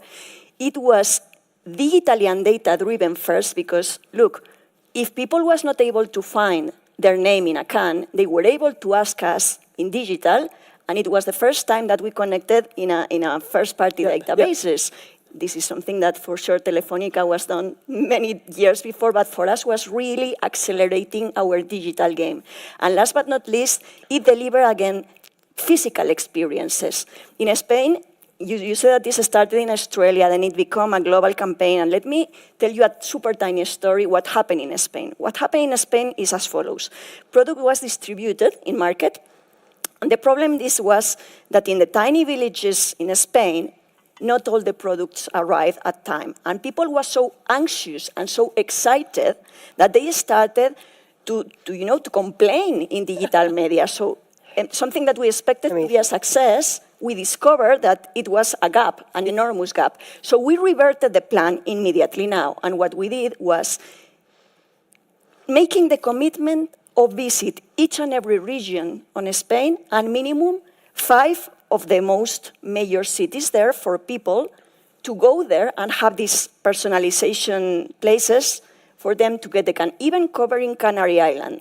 So in marketing, you think that you have everything always thought up front, and believe me, that, sorry for the expression, shit happens. And you need to revert the plan, the marketing plan from all the flanks. And I think that this is because this campaign became so iconic. It has so many stories, examples of marketing acceleration, innovation, but at the end, because it was super product-centric, persona-centric, sorry. Absolutely. And it also became viral. I mean, it had so many people talking about it that even Spain was waiting for it. And that's where that's where it's virality is great and is incredibly dangerous, as we all know too. Wonderful. Okay, we don't have much time, but I want to hear from you a very, the question that I have not asked yet, and in a brief answer, which is really a bad, it's very difficult to brief it. How would AI change the way that you are communicating with your communities and with your customers that you're doing a service with? And I know this is, someone said it is, I think a Nobel Prize on economics said, it is impolite to ask about the euro-dollar exchange rate, future exchange rate, because nobody knows. This is possibly similar, but how do you see AI impacting your area in a very brief way? Well, clearly, I mean, AI, I hope it will help us to be more agile, to reduce costs. I mean, in terms of marketing and content creation, we are already doing test and learn, and also, in terms of logistics and many other areas. So I think it will help us to be more agile, more adapted, more personalized, and reduce costs. Yeah. Fantastic. Yeah, Pretty much the same. Enormous acceleration. Acceleration, particularly on creative development with agencies. Test and learn, super fast, super fast. And providing also internally new ways of working by means of these GPTs, et cetera, et cetera. Amazing. Yeah. Thank you. Domingo, what do you think? Yeah, I agree with automation. I agree with increased productivity, even accuracy. In our case, it's also, on one side, a huge opportunity in the creative process. There are artists that are already using AI to prototype songs and then see how it works and develop, an original piece, but AI is part of the tool. And at the same time, on the other side, it's a huge threat. Because it should not, substitute the artist. It should be a tool for the artist and not an artist in itself. Yeah, I have to say, I work on the television side. I produce series and movies, and I am, so having been at Sony before, Sony Pictures, I have not been at Shiseido yet, but having been at Sony, I know that the first technology impact is on music. So we're looking at music from the video point of view, thinking, oh, wow, let's see how they do, because we know we're going to be next. So we are as thrilled as you are on the looking at the possible impact on the creative side. Thank you, Domingo. Yeah. Well, it will be great. What will be So for me, AI is a huge opportunity. Yeah. I think it's going to make all of us much smarter. I think we need to know how to use it. And I think we need to open the books of AI, because AI is not just the, ChatGPT and DALL-E and all of that. AI is also how do we create our own algorithm to use our data better? How do we take that opportunity to create data that is clean, democratized, that can give us even stronger insights? So applicable everywhere, it's just going to make us much better. I think in marketing, there is one thing that we need to remember, is that no one's going to replace the consumer. No one is going to replace what your brand is going to be hired for. And that is the piece we cannot forget. So whether it cannot replace the artist, it cannot replace the consumer, and it cannot replace your brand equity. Again, we need to stay true to that and use it for all the rest. Fantastic. Very insightful. And Rafael, from the technology side, you are probably thrilled. Well, I would make two questions now regarding about the use of AI. It's clear that it's a great opportunity to everyone. But one thing is, I think that branding, marketing, everything we've been talking about this afternoon is about differentiation from the competition. My first question is, if we are all using the same tools, if we are all using the same algorithms, how are we going to make it different from the others?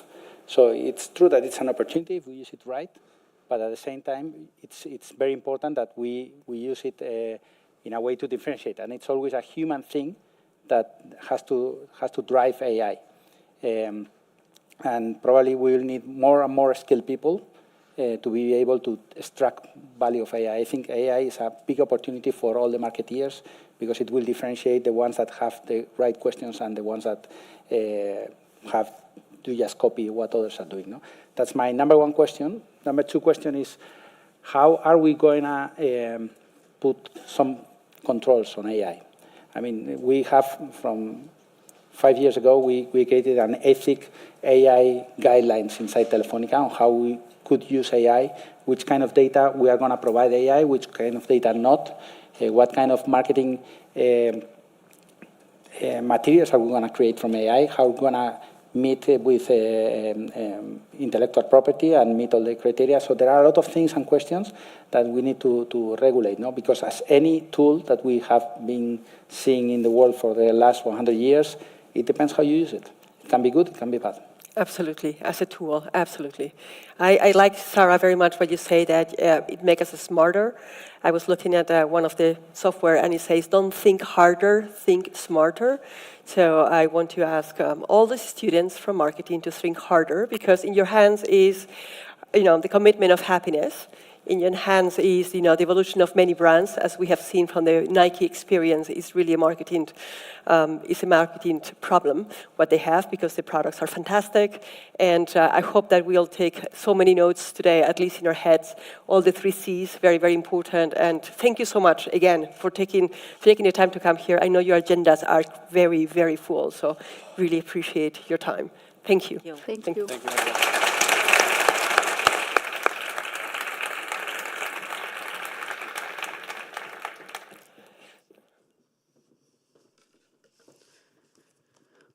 All right, so final slot of the night before we have the drinks and the networking cocktail. So it's interesting because here you've seen some of our teaching or learning methodologies, right? We had top practitioners sharing their own experiences in the room, some conversations here, and now we're going to have a business case as we are in a business school, right? And today I would like to welcome the CEO of IKEA. I can't see his name here in the back. Thank you, Gabriel Ladaria, for being here. And I'm sure that each one of us sitting here in this room and connected at home, we all at least have one piece of furniture of IKEA. It doesn't matter if it's your student's apartment, your first apartment, your household, or a luxurious place. We all have one piece of this brand. So what was the marketing and strategy behind IKEA since they started here back in Europe and now they're a global brand? How have they actually become so essential in our daily basis? We would love to hear a little bit about what they're doing in terms of digital and more traditional marketing and strategy. So thank you so much, Gabriel, for being here in the room. And you have all the floor to you. Thank you. Thank you very much. Good afternoon, everybody, for the invite. Well, first of all, I wish I was the CEO. That's my boss. That's my boss. Now, I'm going to tell you a snapshot of the history of IKEA in Spain, how we have built the brand that we have today, starting from scratch. Starting from scratch is interesting because we started operating the market 28 years ago. I think more than half of the room were not even born when we started this case, no? And most likely, most of the campaigns that you're going to see now, half of you don't even recognize them, or not even aware of them, no? I can tell you it's been a ride. These 28 years have been quite a ride, no? Everything starts with our mission. And this is what we stand for. This is what we do for it. And it's as simple as that. Everything we do it to create a better everyday life for the many people. It's as simple as that, but it's as powerful as that. We are also a Swedish company with a strong identity, strong cultural values that define very much not what we do, that's our mission, but how we do things is defined in our culture and values. We've tried to summarize in the next video to show you a little bit how we are, because then you will better understand what's coming next. I wait to say, at least I did it my way. Lie way too faced, but in my heart I understand. I made my move, and it was all about you. Now I feel so far removed. You were the one thing in my way. You were the one thing in my way. You were the one thing in my way. You were the one thing in my way. You were the one thing in my way. You were the one thing in my way.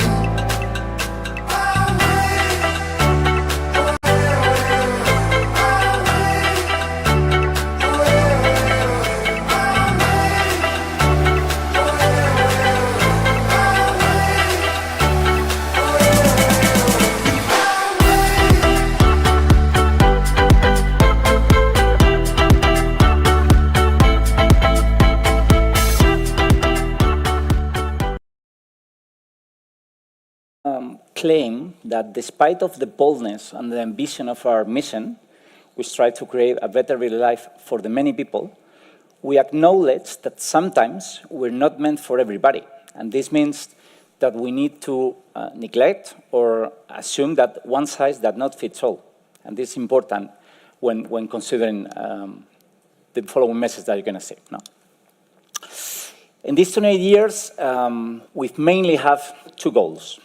Our marketing and communication plans in different contexts, different manners, but they have one thing in common, which is they have these two goals. Either what we do strives for creating or strengthening the brand now and in the future with a long-term vision, or either what we do strives for maximizing business contribution, mainly in the short term. No? They are both very much interdependent, and one fits the other. No? But it's important that I'm proud to say that we've been quite stubborn mainly in the first one, in defending the importance of the first one. Despite of the many business challenges that we have had in these 28 years, the temptation to go on the right side of the screen, to go on performance, to go on commercial activation is high, because you know you have the power and the capacity to develop short-term business. No? But I'm proud to say that despite of those many business challenges, we've been stubborn in defending the importance on maintaining the long-term view, to feed the funnel on the upper side. No? We don't have a formula, a secret formula, to create the brand that we have today. However, we do have a formula that's been active and relevant in these 28 years. And you might be thinking, how I say it, that in these 20 years you stick with the same formula. Does it work? For us, it works. The formula is as simple as 3 steps. No? First of all, to find a relevant insight, a starting point. Everything starts with a passion for understanding people like we invest hell of a lot of resources in understanding how people live at home, in understanding their needs, their frustrations, their ambitions, their wishes. And from that, we understand, let's say that we detect an insight. You will see several examples now, an insight. Then he said, okay, what is it that we have to say to that insight and match it with the brand proposal? What is it that we need to say? We want to say that, no? And sometimes more difficult to match it with the company goals, with company ambition, no? And the third one is, okay, now you have detected the insight. Now you've detected, you have clear what you want to say. Be bold and differentiate in how you say it, how you want to transmit it to market. This is the formula, and this has been active in these 20 years. What it has changed a lot are the hows we execute on those. That is where the difference is, and it's held more complicated today than it was 15 years ago, where television was the driver, you place on television, everybody was following your message, fantastic. No? Now it's not anymore. We are a successful company, which means that there are a lot of internal opinions in the company. Internal opinions about our discipline, marketing, where fortunately or unfortunately, everybody has an opinion. Everybody has an opinion on how we should be doing things, even more if you are a successful company, people that has created and grown on their own 20 years ago in the company. But we strive to be more IKEA, to be who we are, to defend our discipline, to defend how we think we should be doing things. No? So this is important also to maintain in the context. And now I'm going to guide you on a tour, on a 28 years tour. Try to explain you which has been the role and the journey of the brand on IKEA Spain. No? I will start by 1997. To give you a bit of context. We only had 2 stores in Spain, physical stores, no way e-commerce, Madrid and Barcelona, and no one knew who we were, these Swedish guys that are coming to Spain. So we need to explain a bit our brand proposal. Who are we? What do we do? No? And this is what we'll see now. De tu padre, de ese mismo te quería yo hablar. Oh, llevo 30 años oyéndole roncar. Tengo que ocuparme yo siempre de todo. Y no aguanto más esa manía de meterse el dedo en la nariz. O la de acostarse sin quitarse los calcetines. Nunca entenderé por qué me casé con él. Así que he decidido venir a vivir aquí con vosotros. Nuestros muebles gustan incluso a las suegras más exigentes. IKEA, todo en muebles y decoración. No busques, encuentra. Simple, this is who are we, okay? Then we evolve a bit, and then we're expanding the business, and then we have much more to say than, hey, we're just selling furniture. No, we have a lot to say. We wanted to establish, to position ourselves in the long term of the consumer's mind from an emotional point of view, okay? In these changes, in this year, the Spanish society was a bit more conservative than it was what it is today, okay? Things were starting to not be seen as forever, as for life-lasting, and then we were claiming, hey, you can I aim to change your life or to change the way your life, no?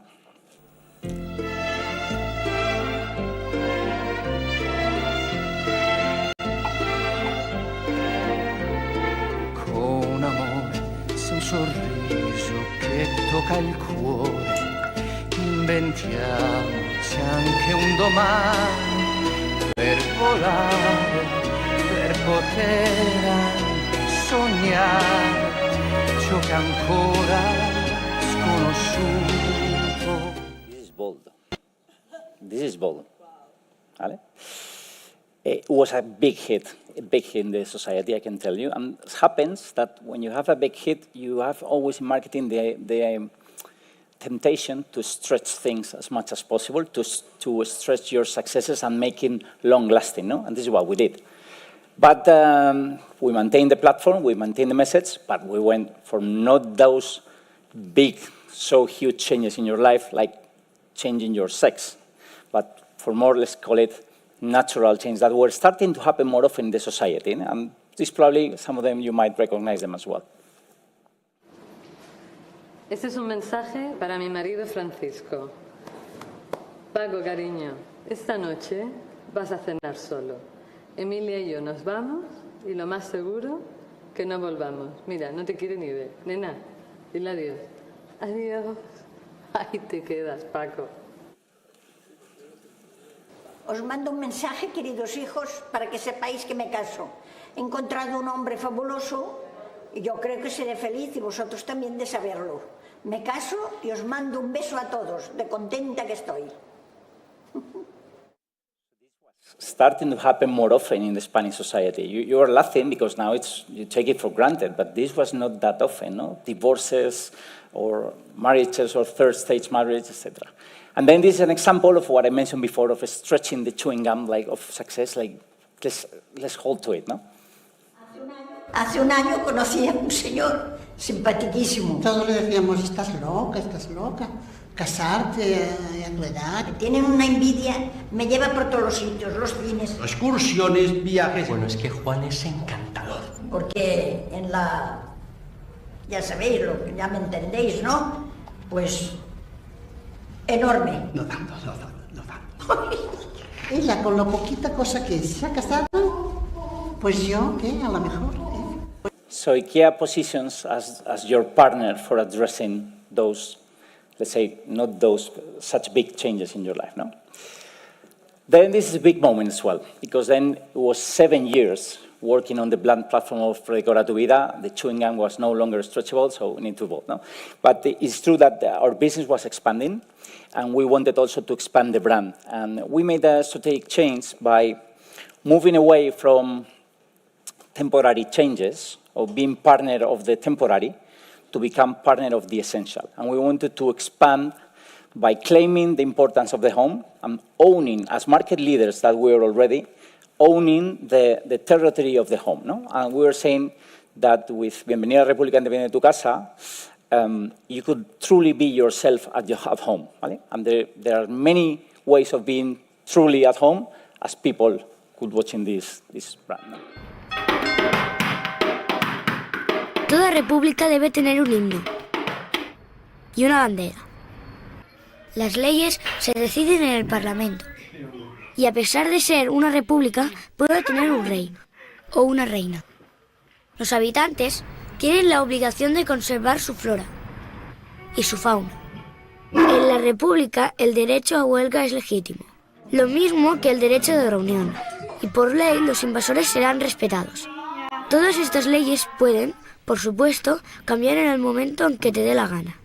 Bienvenido a la República Independiente de tu casa. When we run a focus group today or explore into brand awareness assets, this is still claimed as one of the tops, even above Red Cora Tu Vida. No?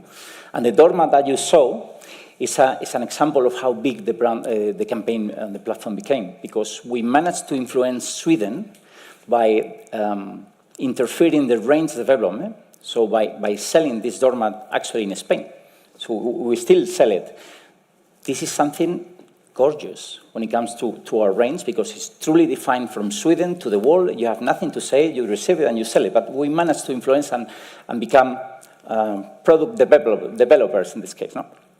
I'm going to show you an example now of evolving on the platform, but also from a more category campaign.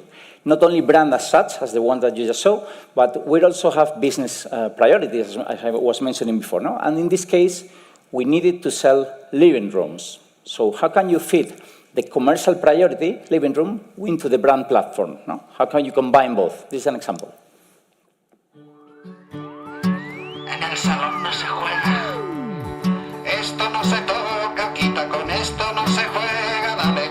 Esto no se toca, quita con esto no se juega, dale. Quita los pies de la mesa, en el salón no se juega, en el sofá no se come, en el salón no se juega. Me vas a dar un disgusto. Esto no se toca, niño, con esto no se juega, dale. Esto no se toca, quita con esto no se juega, dale. Aquí no se juega pelota, en el salón no se juega. No pises la alfombra, en el salón no se juega. Bienvenido a la República Independiente de tu casa. Esto no se toca, en el salón no se juega, aquí no se juega la pelota, were expressions that we were used to listen from our mothers, because the living room at those ages was was not the living room that is today. The living room was the room, the space of the house meant for receiving guests, meant for showing off at some stage to your houses, to your visits. While the daily life was happening, what we call el cuarto de estar, which I have no clue how to say in English, but the daily life was happening in a separate room, not the living room as such. And what we were claiming here is, no. At IKEA, your house is to be lived, and you can live it, and we're your partners for that. No? So we evolved, still under the Bienvenida a la República Independiente de tu Casa, but happens Lehman Brothers financial crisis. So Spain goes into severe economical crisis. And we have something to say as well from the optimism and positiveness in such a tough social economic scenario. Papá, creo que voy a tener que volver a casa. Donde caben dos, caben tres. Y si caben tres, tú también. Donde caben dos, caben tres. Donde caben dos, caben tres. Donde caben dos, caben tres. Donde caben dos, caben tres. Mi casa es tu casa y al revés.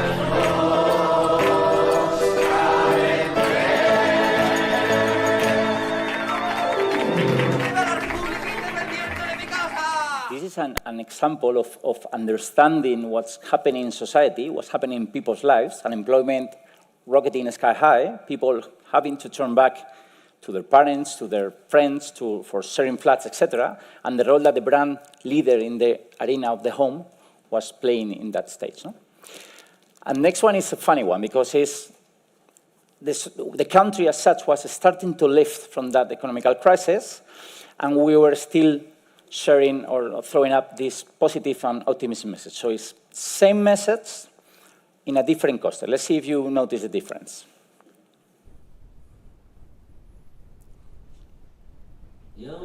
Yo me quedo para siempre con mi reina y su bandera. Ya no hay fronteras, me dejaré llevar a ningún lugar. No puedo vivir sin ti, no hay manera. No puedo estar sin ti, no hay manera. Donde cabe uno, caben dos. So two things here to say. This is much more positive than the other one. The other one was reactive. People are having been forced to come back home. This is more starting up, no? Go and start a new life. We're here to support you. And the second thing is that if we would have known in advance the huge impact this song or this commercial placed in Coque Maya's music career, I can tell you we would have negotiated the royalties in a totally different way, no? Because it was a booster for him, or rebooster, let's call it, because it was a super big success. No? Happy for Coque Maya, happy for us. Okay, we keep evolving, 2014, and we are leaders, we are many more touch points. We still do not sell through e-commerce, so it's purely physical business. But we have more to say. And the way we were trying to expand the business and expand the brand is by what we call internally, stimulate the home furnishing category. I was happy to listen to Enrique before that he has passion for decoration. I totally celebrated. But unfortunately, this only applies to 1/4 of the population. They don't even call it passion, they call it interest. So only 1/4 of the population is somehow interested in home furnishing. So we needed to expand this, because it's what's feeding our category. So we wanted to make the cake bigger, so we earn a bigger part of the cake. No? And we did it by claiming the importance of the home in our lives, that we're probably not even aware of. We just take it for granted. No? So we wanted to evolve and be people aware about the importance that the home plays in our home. And by the way, everything that you have seen up to now was done by one of our agencies, SCPF. We're a brand that have long-term relationship with our agencies, but this was the first campaign of the new agency, current agency in Macan. Dicen que nuestros hijos son lo que ven, pero lo que más les marca e influye para el futuro es lo que ven en su propia casa. Toma ya. Estaré creando un monstruo. ¿En qué clase de ser se convertirá si su modelo a seguir es alguien incapaz de encontrar el mocasín reglamentario o la otra mitad de Lily, el conejo? Si se fija en mí, ¿será un tipo sociable y justo? Pues mira, sí, tenemos lo que hay que tener. Amor del bueno. Lo demás tiene fácil solución. Nada como el hogar para amueblarnos la cabeza. And one further example of a seasonal campaign under the same platform. Qué contentos con los regalos. Oye, bonito, ven. ¿A ti qué te han traído por Navidad? Uy, uy. ¿Solo eso?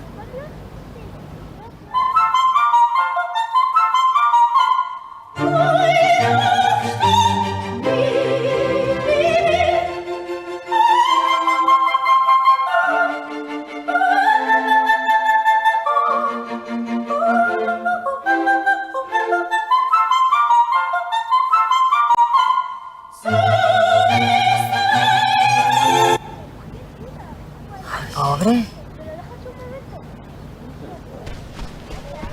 La Navidad nos desamuebla la cabeza. He visto unos zapatos que van a ser para mí. Pues ya Vamos. estamos tapados. Nada como el hogar para volvernos a amueblar. The importance of the home and what truly matters happens at home. No? At that stage, Social media was not as big as it is before, obviously, but we always had this intention in our briefings, bring something that becomes viral, that everybody will take it for granted, like will swallow it. No? And we did a social experiment that went completely out of our hands. And this, what you're going to see now is a real case, hidden camera, and it went nuts. Get ready to be a bit emotional now.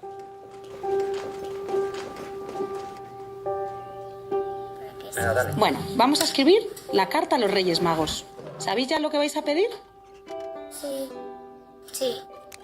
Este año me he portado muy bien. Un juego. Una guitarra. Una Wii. Esto y esto. Un unicornio que huele punta con punta. Estas las dejo aquí para mandárselas a los Reyes. Y ahora vais a escribir otra carta. Una carta a vuestros papás. ¿Qué les pediríais a vuestros papás esta Navidad?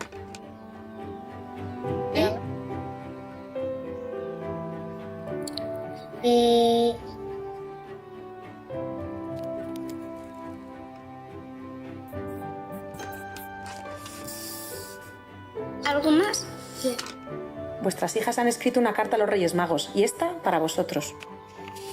Queridos papás, quiero que estés más tiempo conmigo, que hagamos más experimentos en casa. Me gustaría que nos hagáis un poco más de caso. Me gustaría que cenarais más con nosotros. Quiero que me hagáis cosquillas. Y que les leamos un cuento. Quiero que estemos un día juntos. No puedo. Quiero jugar, mamá. Que juegues conmigo, vaqueros. ¿Quieres jugar más al fútbol conmigo? ¿Os sorprende que os pidan esto para Navidad? Pues no, la verdad es que no nos sorprende. A mí no. Tienen demasiados juguetes siempre. El sentimiento de tratar de... Sustituir. Pues llenarles ese pequeño vacío con un juguete que les...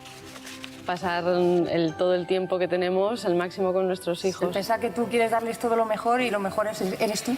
Si lo está escribiendo, es porque lo necesita, ¿no?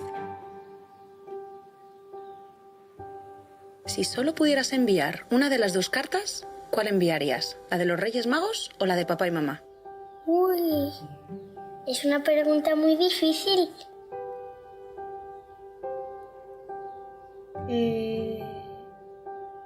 La de mamá. La de mis padres, papá y mamá.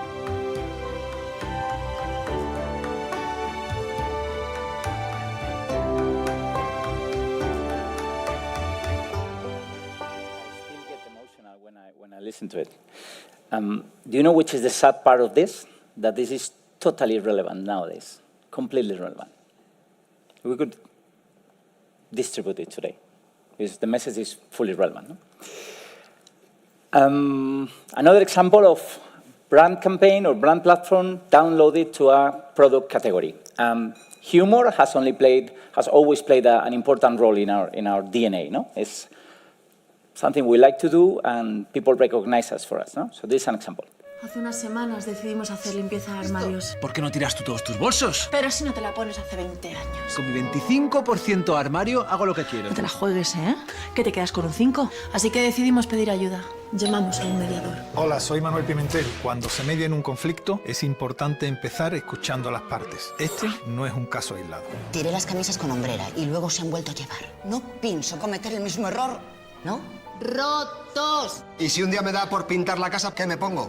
Esos no, que son de Bruno Ferrati. Pues que se los guarde él en su armario. Al final, tiras de recursos. No subestimes lo que un armario puede hacer por tu vida. O una cómoda, o un canapé. Then we're getting closer to today, but we made another step. Big brands or big companies are expected from society to be more than just leaders in their category. They're expected to deliver something else to the society. And this is what we strive in this new positioning, to be a bit more meaningful. Not only to say, but also to do things accordingly about the things we were saying. No? See the message.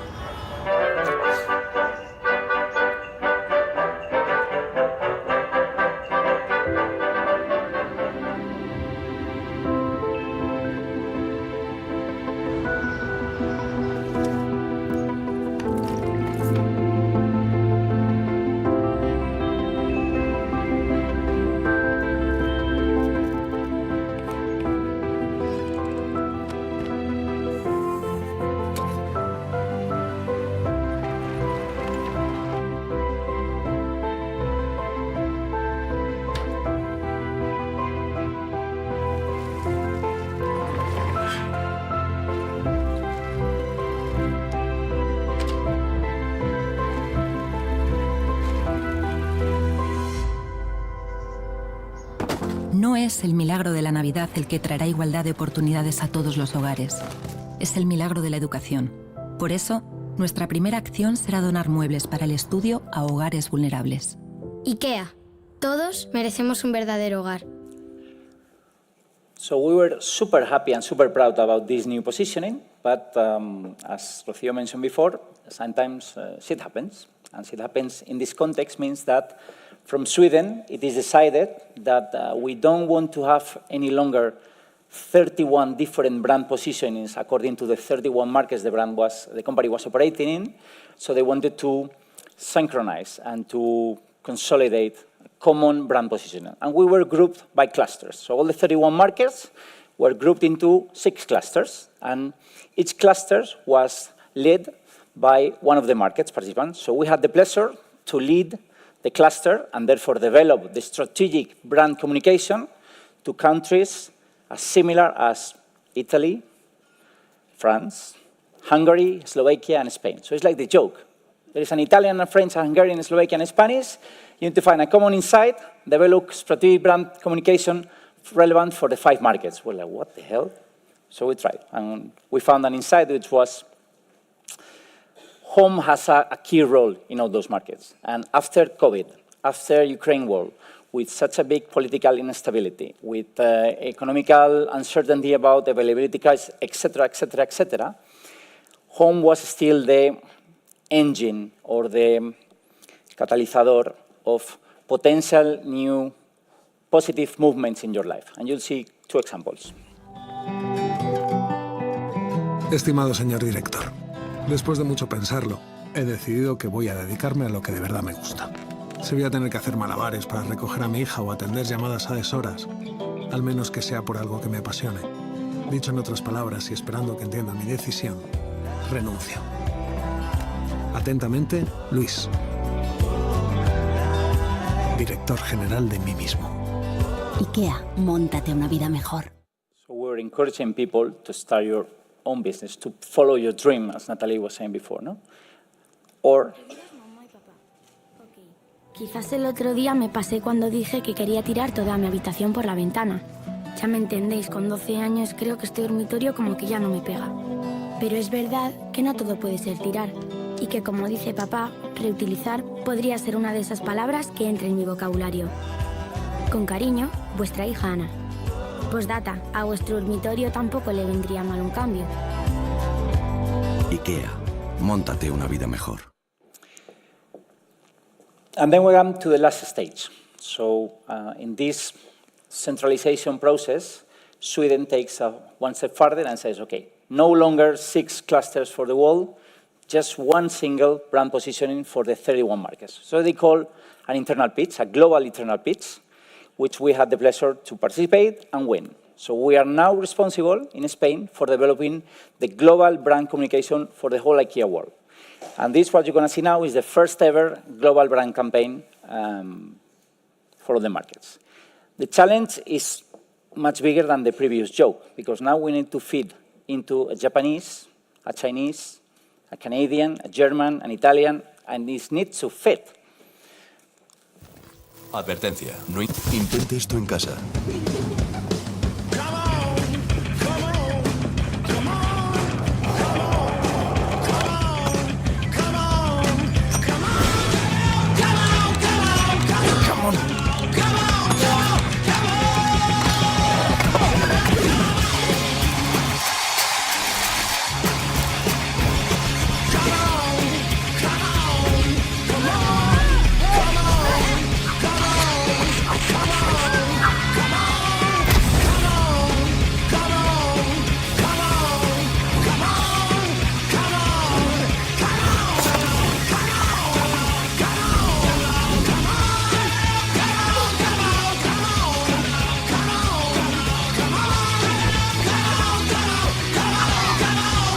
Vente arriba por muy poco.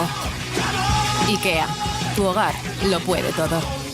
So with 50% of the global population struggling financially, having difficulties on a daily economy, what we're claiming here is like, well, despite of your situation, home can be the place or the engine for pursuing small activities, small gestures that can provide you the joy and happiness that we're all looking for. We're super proud of this campaign, but I've been super honest with you. Being global becomes putting yourself on like a creative corset that limits significantly your creative capacity or your strategic capacity. We will keep striving for it. We'll find alternatives. We'll find local opportunities despite of the global campaigns. But this is the best we could so far. Thank you very much. Thank you so much, Gabriel. Quite a journey. So we're getting to the end of the night, and I have a short video of 10 minutes. Just kidding. We're ready to open the bar. So I started with a gratitude moment, and I want to wrap it up with a gratitude moment as well. First, I want to thank our magnificent speakers.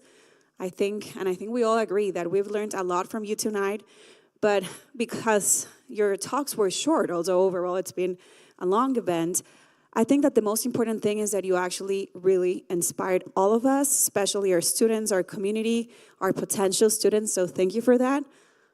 Number two, I want to thank the organizers of the event one more time. If you can please raise your hands from our marketing team, our global recruitment team, our business development and Spain team, our admissions team, our producers. Thank you so much for making the magic and putting us all together here in the room. We were fully booked like almost a month before this date. And I think we almost have like 1,000 people connected online. So thank you so much for that. And last but not least, I want to thank each one of you sitting here in this room. I know there are tons of plans in Madrid to do on a Thursday night, but I think you're already one step ahead because you're following one of the advices that we received tonight. Thank you so much for that. You are being curious and you're being passionate about a topic that you're either working on or that you would like to pursue a career on, which is marketing, branding, sales, customer experience, customer centricity, digital media, digital marketing, or any other pathway marketing insights that you would like to follow. So thank you so much for being here. Thank you, IE Business School, for giving us a space to create this thought leadership conversations, let's put it like this. We hope to see you next year on our 3rd edition of our Marketing Summit. And as Vice Dean of our Business School, I want to thank you because it's one of the first times that I see such a big event with all your faces still paying attention more than 2 hours later and being curious about the content that we are showcasing here in this room. Thank you so much. So now we have the drinks and food if you want to share with our speakers, with our team, with myself as well, and we'll network for a little bit. Thank you.